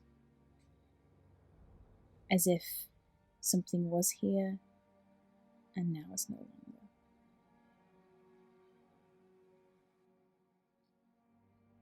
I think the hairs on the back of her neck stand up a bit. Something was here. Was past tense? Was. Fey.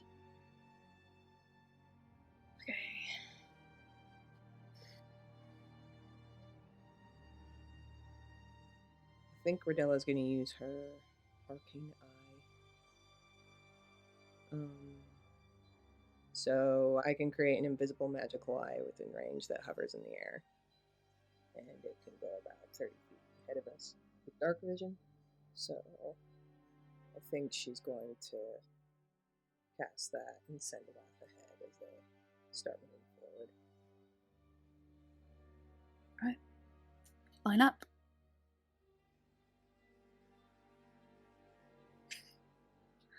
Gets everyone into formation and leads off into the dark. Mm-hmm. Immediately, the first thing that fills your senses is not the smell, although it smells old and decrepit down here. It's not that like dusty like taste in your mouth, but it's those dancing lights again as the glow of your eyes reflects off of huge chunks of this golden material buried in the walls around you as you walk down this tunnel. These jagged pieces of this bright yellow, sunny gold metal are dotted in amongst the rocks everywhere. Whoa, we're rich.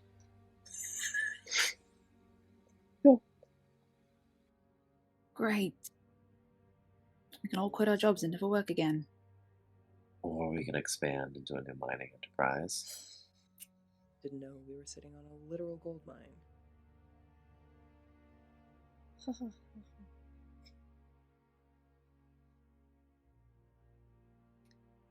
Out of just pure curiosity, when we're like kind of near these gold deposits, can I detect magic? Just to see if like at the source there's magic or if this is just gold.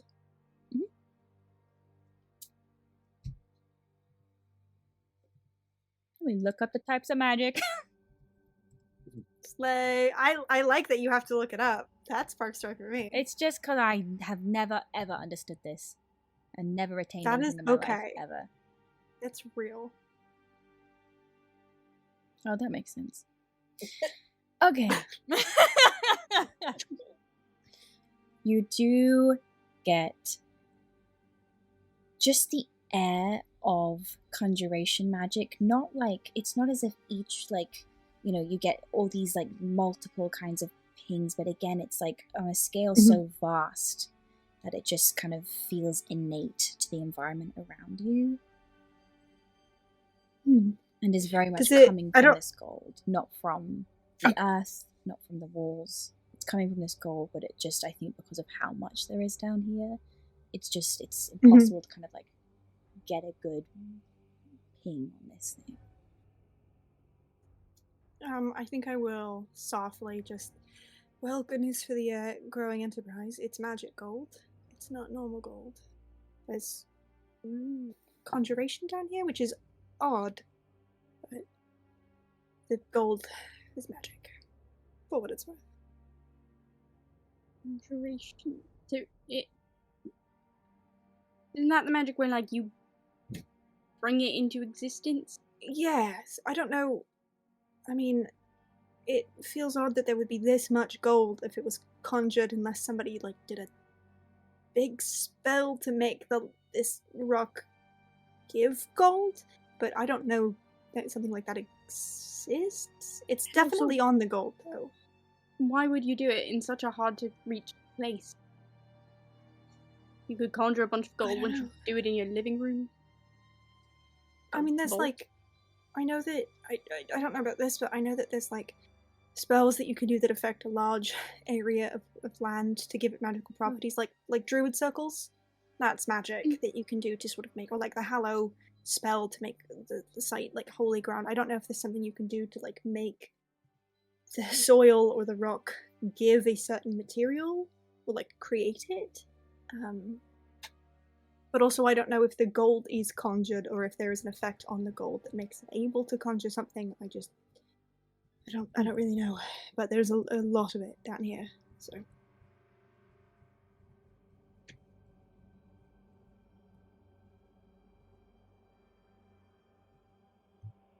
Right.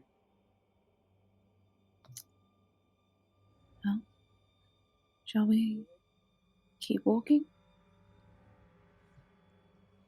Yeah, would love to. Great. Keep walking. If at any point we're walking and there's like a nugget of gold just like on the ground left over from the mining, can I like pick it up and just kind of turn it over and Yeah, you look at absolutely can. cool. I think I'm mostly trying to like inspect it as we're walking kind of idly and figure out like if I think if I mean I'll make an arcana check. I don't know if there's any way to tell, but like if I think this is conjured or if I think there is an effect in it. Like if there's an active enchantment, a natural enchantment, or if it's the byproduct. Did that question make sense? Yeah, do you I want to don't make know. an arcana check about it? I would love to do that. I'm gonna roll my gold die in the hopes that it likes its friend. Oh, that's actually I think the best that dice has ever fucking rolled in the entire 4 years I've been playing Rose or whatever. That is 15. Yeah, I think as you kind of inspect this, you hone in on this like magic that it's giving off. You realize that it's, the gold itself is not enchanted. It won't produce a magical effect if you tapped into it. It won't give you a boon or anything like that. You just, the more you kind of like hold it in your hands, you sense that it's magical. Its origin is magical, and kind of on the track that you were earlier. It's not like someone snapped their fingers and just planted a bunch of gold underneath the ground. It's as though the earth responded to something and began producing it of its own accord. Okay. Can I, having seen like the coin kind of regenerate itself, can I just like sort of try to press a nail? Not hard enough to break my nail, but just to like make an indent and see if it regenerates in the same way. Exactly as the coin did and exactly as the egg did. It regenerates. Cool. I will tuck some in a... Do I think Rose has pockets? I don't think Rose has pockets. I'm gonna just lean forward and very casually stick it in Tennant's pocket. And then just... Sorry, don't mind me. Just want to look at that later. Yeah, if you want to squeeze my ass, you could just stop. Yeah, maybe when we're not at the bottom of a big... Whatever helps you, babe. Whatever big helps. No, I appreciate that. If I need to hold on to keep from falling, I'll keep that in mind. Anytime. We're all like 3 feet apart, right? Yeah, gross. Mom and Mom can eye fuck each other all they fucking want, but I can't flirt with my wife in a hellhole. No, they really shouldn't do that Actively either. I don't traumatizing appreciate the any both of it. us. It's all gross. It's all gross. Also, I hate to tell you, but I think it is this on me in the fetal position on the floor. So we're just gonna sort of take what we can. Here. Also, for what it's worth, everyone harp on Rose, but I did actually find out something useful. This gold was conjured, and I think it was the Earth's, like the ground's response to something. And I found that out by flirting with my husband. Definitely. You're welcome for doing that. Smart. So smart, Ashley. Thank you. No one else can be smart Thank than you so much. I appreciate that. So, as you continue down the lowest tunnel of this mining network, I would love if everyone could make me a dexterity saving throw. Ooh. Is it an effect I can see? No. Dang it. Can I argue giving Tennant the help action because I'm still actively holding onto his shirt?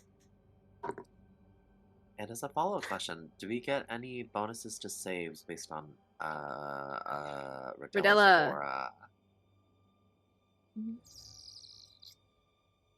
for how D&D works?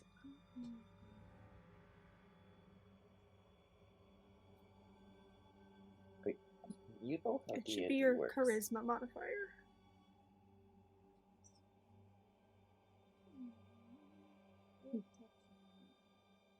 Yeah, +4 bonus to all saving throws. Nice. Thanks, Got it. Mom. 24. Ooh, rough. I got a 32. The fuck? Fucking crazy. I also got a bitch, 32. alright. What the hell? I think it's because Rose is 28. gripping the rope so hard she can't move. So, what did you get in a day? 28. Okay. So, this is what happens. Everyone continues to walk. And Rodella, at some point, you're walking and you feel the earth beneath you shift just slightly underneath your feet.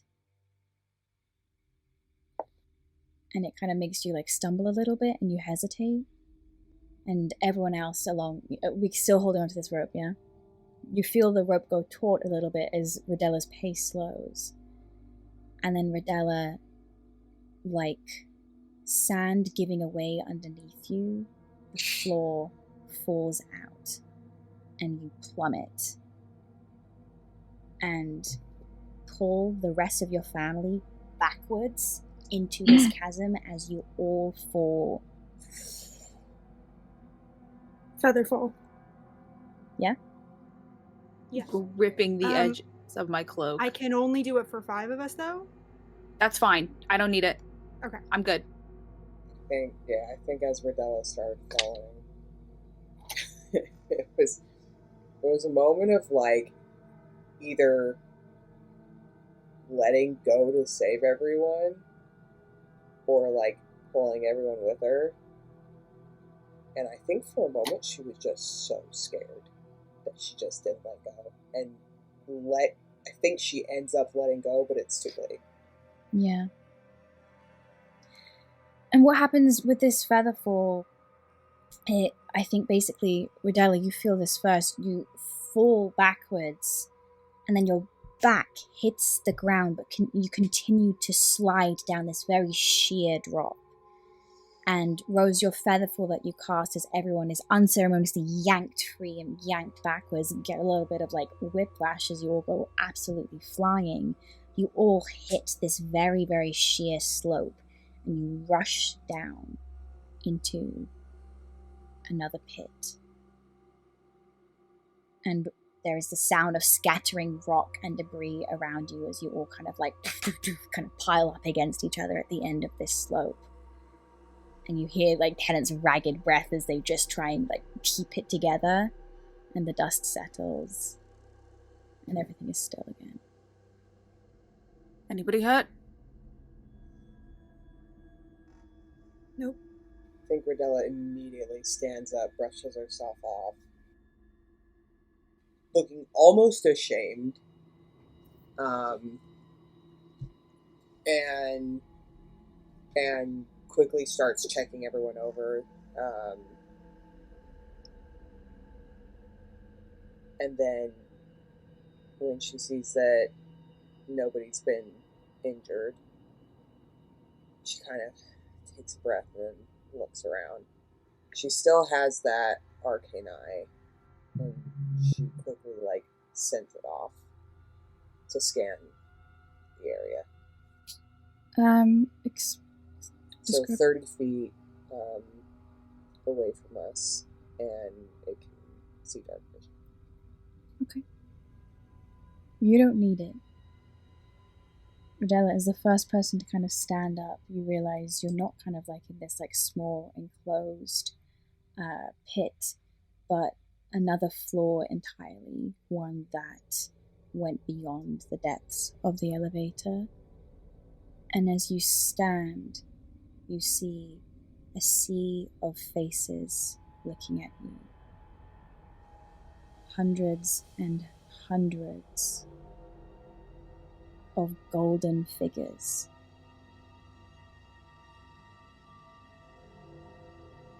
What the sea of people looks like at first glance is, your brain tells you mannequins, statues, but these people aren't in positions of neutrality.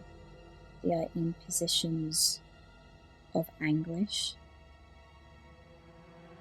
Some of them are on their knees. Some of them are reaching down to help others. Some of them are trying to help themselves. All of them are gilded in this glittering gold.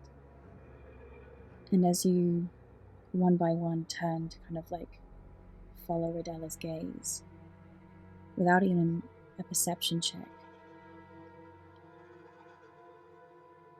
Parts of this gilding don't quite cover what lays underneath, which are the bones of skeletons and little bits of fluttering fabric that peek out, and where people are bending down to tear at their feet and at their arms and at other people, you see where gold has pulled around them and anchored them to the ground.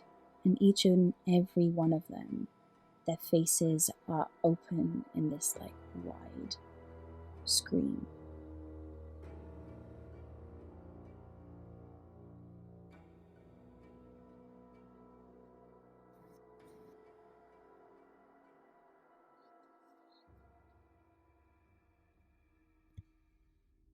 I'm gonna hazard a guess and say no one touch anything. It's a wonder our house isn't more haunted.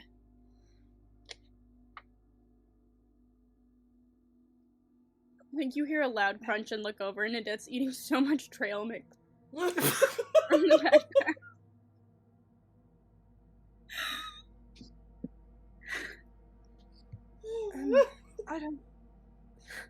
I don't know if this is something we want to do, but I feel like I should offer. If these were people that were turned this way and were petrified, I can fix that one at a time, not very much. But if we're looking for information, I might be able to, for what it's worth. Petrified, like, magically? Because I feel Turn like... to gold? I think they just got buried in it. Tenon kind of takes a few paces forwards and kind of like, with this like solemnness on their face that you don't see often, but is familiar enough to all of you to know that they're kind of like really taking this in. And he just says, Ruby's right, everyone.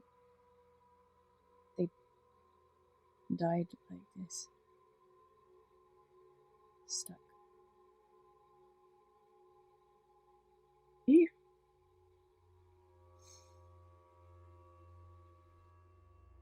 Would it be possible to investigate these, like, these figures just to see if there's any personal identifying information or anything on any of them?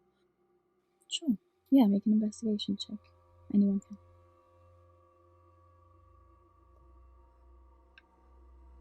That's only an 8. I got a nat 20.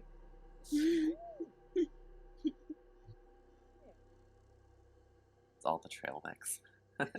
All the protein. I got a 6. I think we're I also got an 8. Horrified. Yeah, this is just such... It's so unnatural that it just, like, isn't quite computing for many of you. But... Nadette, you are a person who wears many faces. You are used to becoming anyone you want to be, and you can recognize a wide myriad of different people. And as you approach this sea of figures and kind of look at them a little bit more closely, the little bit of clothing and fabric that kind of like is not gilded and caught up in this like golden casing looks to be one old, very old clothing, not of any kind of modern fashion that you're aware of, and seems to just be very like common civil clothing. Many of these people look like farmers wearing that sort of like the sort of clothing that you would expect like people who worked fields and like labored on farms to wear. And you even see a couple of them are carrying like pitchforks and rakes, and like if a group of townspeople were to take up arms and the only tools they had at their disposal were the ones that they worked with, this is what they hold. And again, these tools, Tenant kind of calls out to you as they also pace the perimeter of these people, are very, very old, not something that has been needed by modern civilization or magic for a very long time. Kind of relay that information. I think they came down here to fight something. Did not end well, clearly. It's like they used to be the inhabitants who maybe came down to in a mob-like fashion to fight something. I don't know. Maybe. What's your theory?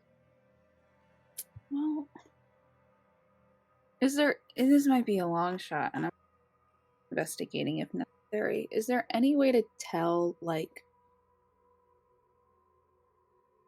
I'm trying to figure out if these people got caught up in a flood or shit came down on them from above, or if it was something, a secret third thing. Could you clarify a little bit more what you mean? Covered in gold that I'm assuming at one point was molten. It's not completely covered.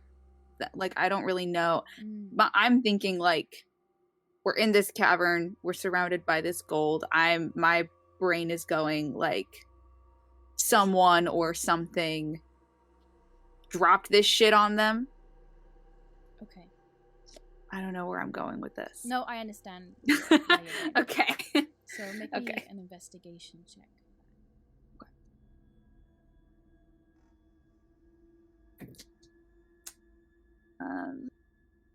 Inspiration, because that was bad. I'm gonna do better this time. Yeah, I did do better this time. That is a 17. So, innately, you look up. Yeah. The ceilings are fairly low. Okay. But solid. There's nothing Okay. on to indicate where anything could have fallen from, dripped from, been dropped on. You look back down at the gold, and where it pulls at people's feet, you kind of like, you follow the trail of it, and actually you realize at the perimeters of this group of people, the gold doesn't just pull, but kind of like spiderwebs away in these kind of like veins. Okay. Kind of like sink into the earth. Okay. Does this look like that it's radiating out from some kind of like area of effect kind of vibe? It looks like it came from the earth. Okay. Itself. Right. I think Rodella takes like a closer look after like listening to what everyone's saying and kind of shaking herself out of this stupor that she's been in. And I think being very, very careful not to touch anything or get too close, she just kind of observes and sends the eye out a little bit to look further into the crowd. And you said there was a bunch of like people like pulling at things. So does it look like the gold like was like growing up on them and they were trying to rip it off? It more they were trying to rip themselves free. Right. And you look closer, and in the way that some people, it's terrible how some people's body parts have been frozen in a state of panic and agitation, and the parts of them that are free are positioned with defeat, as though they were stuck and they were just left that way. Medela, your arcane eye, as it kind of whizzes over this sea of people, notices a small clearing in the center of them, filled with a couple of different objects you can't quite make out from this distance. There's something in the middle. I can't pick it. can't get a good look. You want to grab him? Maybe let me make sure it's not magic first. Just in case something triggers something and this happens again. I will. I want to get just barely within the limit of the center, which I believe is 30. Oh wait, I have it written down here. Yeah, 30 feet of the circle, and I'm just gonna cast Detect Magic again. Kind of looking for magical traps more than anything.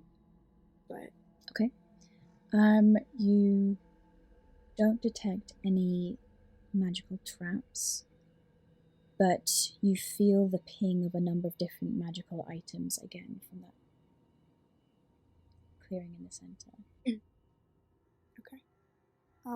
I think I've been following Tennant as just not letting go as we've been walking through, and I'll turn back to the group and just seems fine. The items themselves are magic, so just be careful. Right. But the ground seems fine. So No problem. Pulls out a pair of gloves from her utility belt and will fly kind of just a couple of feet above the ground so she's not touching any of these things, and we'll head to the center. You see, as you reach the center of this clearing,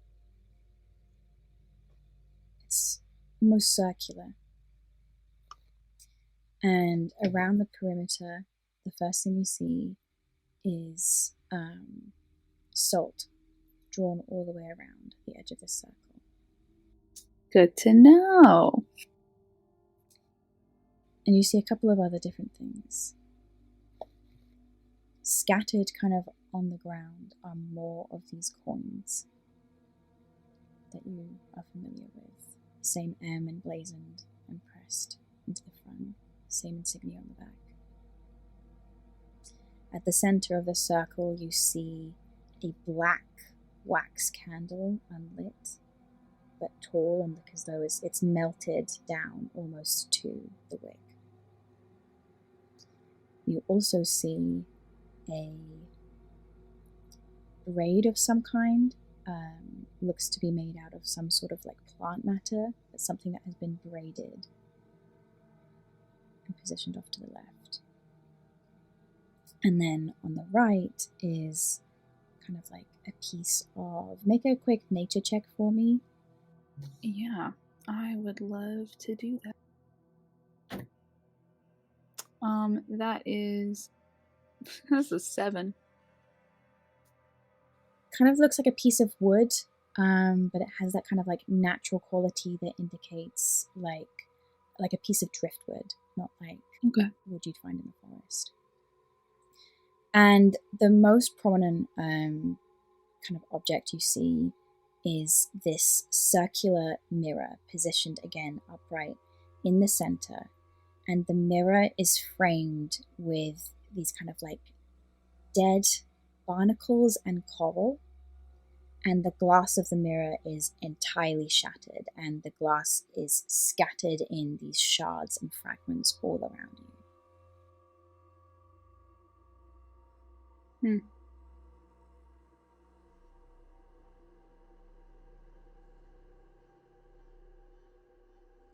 Someone was working magic.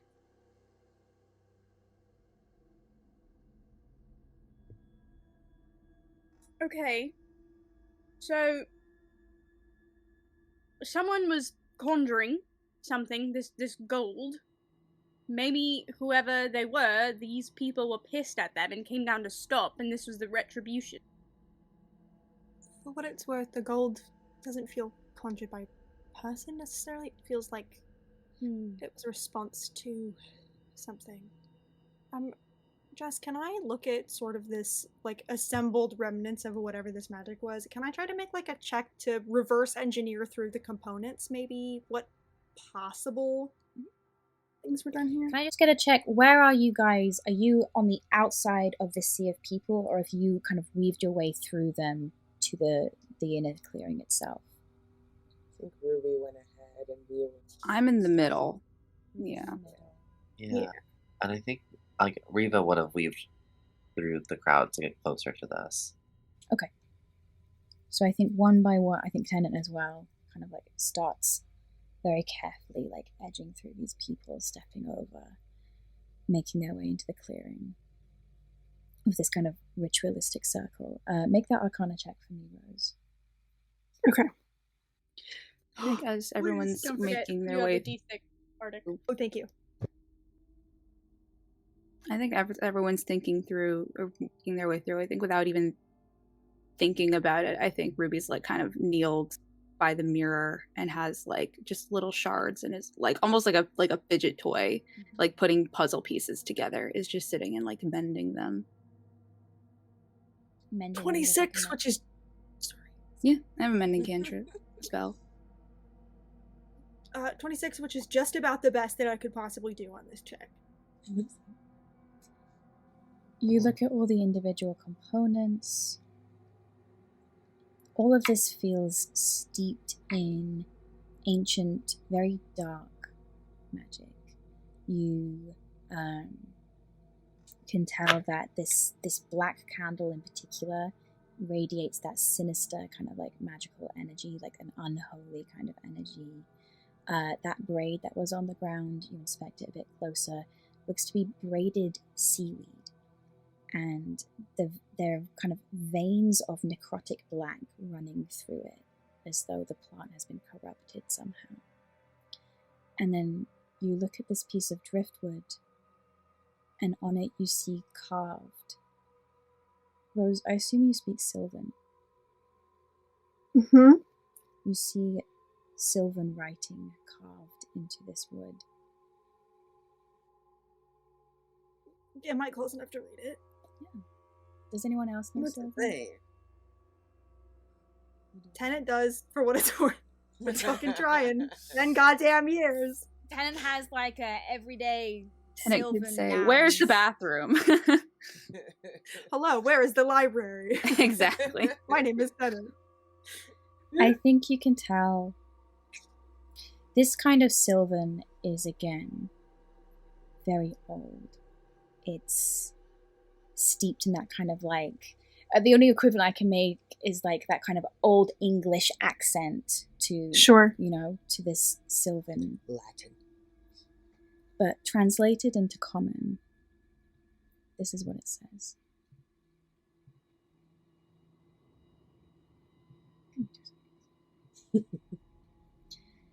Bound by gold and ancient spell, call forth these souls from gilded hell. In one form thy essence blend, to serve my will until thy end. Bound by gold, by salt, by tide, serve thy mistress none beside, until the day when freedom's light shall pierce the earth's eternal night. But until then, in hollows small, mine servant bound await thy call. Can you send that to me? I was gonna say, can we get a? I think Rose reads this aloud, I think in Sylvan first, but stops like 3/4 of the way through, very aware of like the power of an incantation, and then I think recites it in common loud enough for the party to hear, but leaves off. I think I will take just like words that I can pluck from each like verse that don't dilute the meaning of the whole thing. Like in like call forth, I take forth out, so it's just like call XYZ. I just pick my words very carefully to not complete this incantation, but still give everyone an idea. And then I will say, that's Sylvan. That is Faye, definitely. Okay.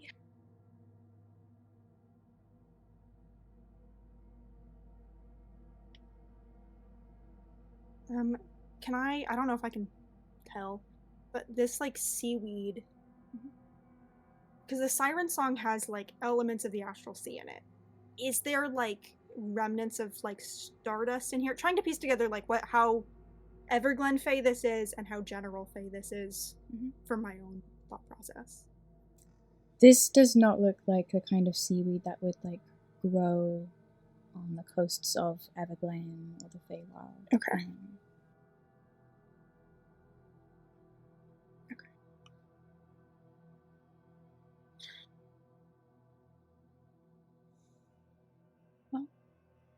Good thing we've got a witch in the family, right?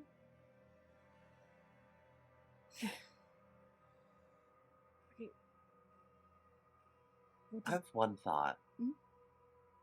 Like, would it be possible to tell if the mirror was recently shattered? Like, if it was...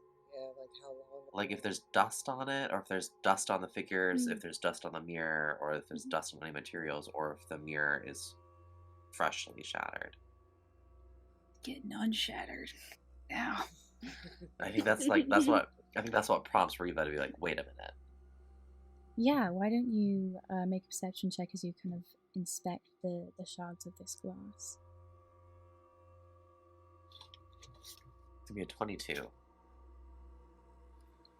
The shards that are on the ground, there is a fine coating of dust on all of them. Okay. With a 22, you kind of like, for comparison, you look up and you look at the figures in these grotesque positions all around you. The gold on them is shining and brilliant and is not covered in dust. But I will say you get the impression that because of the regenerative nature that you've already kind of like tested in this material, it possibly doesn't allow dust to settle on it. Because you look at the bones creeping through and the fabric underneath, and those are coated in a thick layer of this fine earthen dust that just, even now as you look up, the motes of it kind of dance in the air around you. And there is far more of it on these figures around you than there are on this mirror. But it has been sat here for at least a number of years. Just not the ancient passages of time you've kind of been dealing with so far. So this spell didn't cause this, but someone cast it after it. Recently.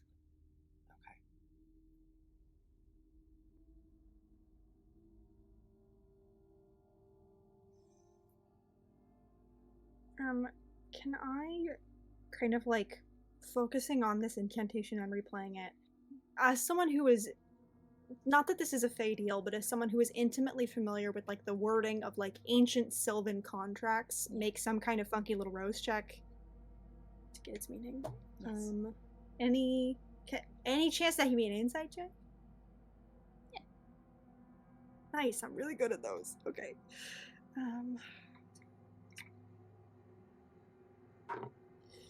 Now I'm rolling so hot. Thank fucking God. Yeah, 1,000,000. That's a 27.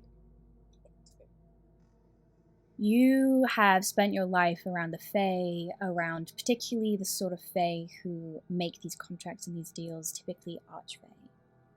This is not penned in the manner that an Archfey would, but definitely has that exchange of something for something else, a deal made, a contract forged, but it has that sinister kind of like quality.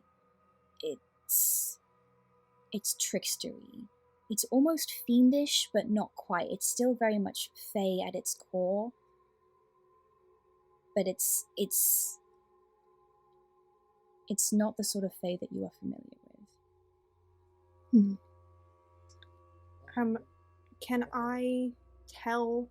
So sorry. Can I tell from that check what the trick is? Like, can I locate it in this wording? I have identify. So, What are you casting it? Are you kind of casting it on everything here? Choose one off. Sure, but you have some time here, so you can choose to. Yeah, I mean, I think I'm trying to figure out. What I'm saying is, I believe you can ritual cast it, and it won't use up a bunch of your spell slots. So you can spend 20 or 30 minutes doing 2 or 3 if you wanted to. Okay. Yeah, I'll do that. Rose, I think the trick in it you sense is not in its specificity, but its vagueness. until thy end, until, it's this unlimited, undetermined amount of time. Okay. Ruby, while you're flying above, would you take some pictures so I can send them to Lark for when he's doing all this research on the Fae for us? Yeah, sure. Hey, have we considered...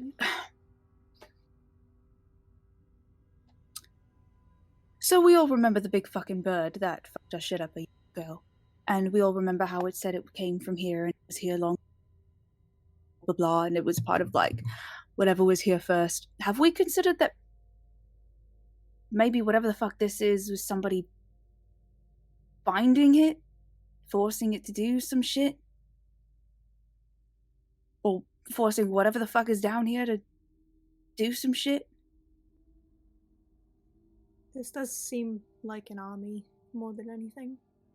This whatever deal or spell. Right. Can you read it out again? Yeah. I will go through it again and again be very particular about the words that I'm saying and not saying, just in case.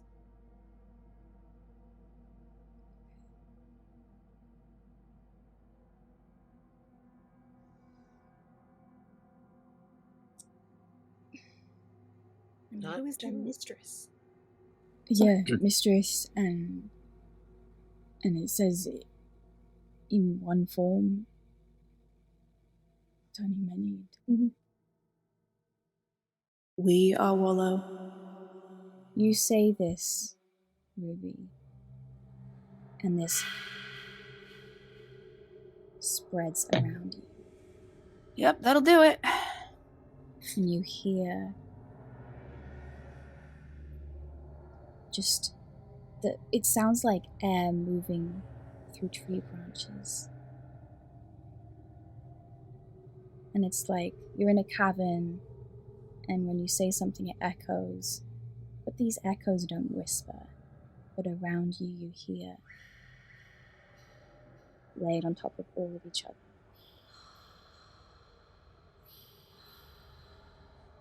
And finally,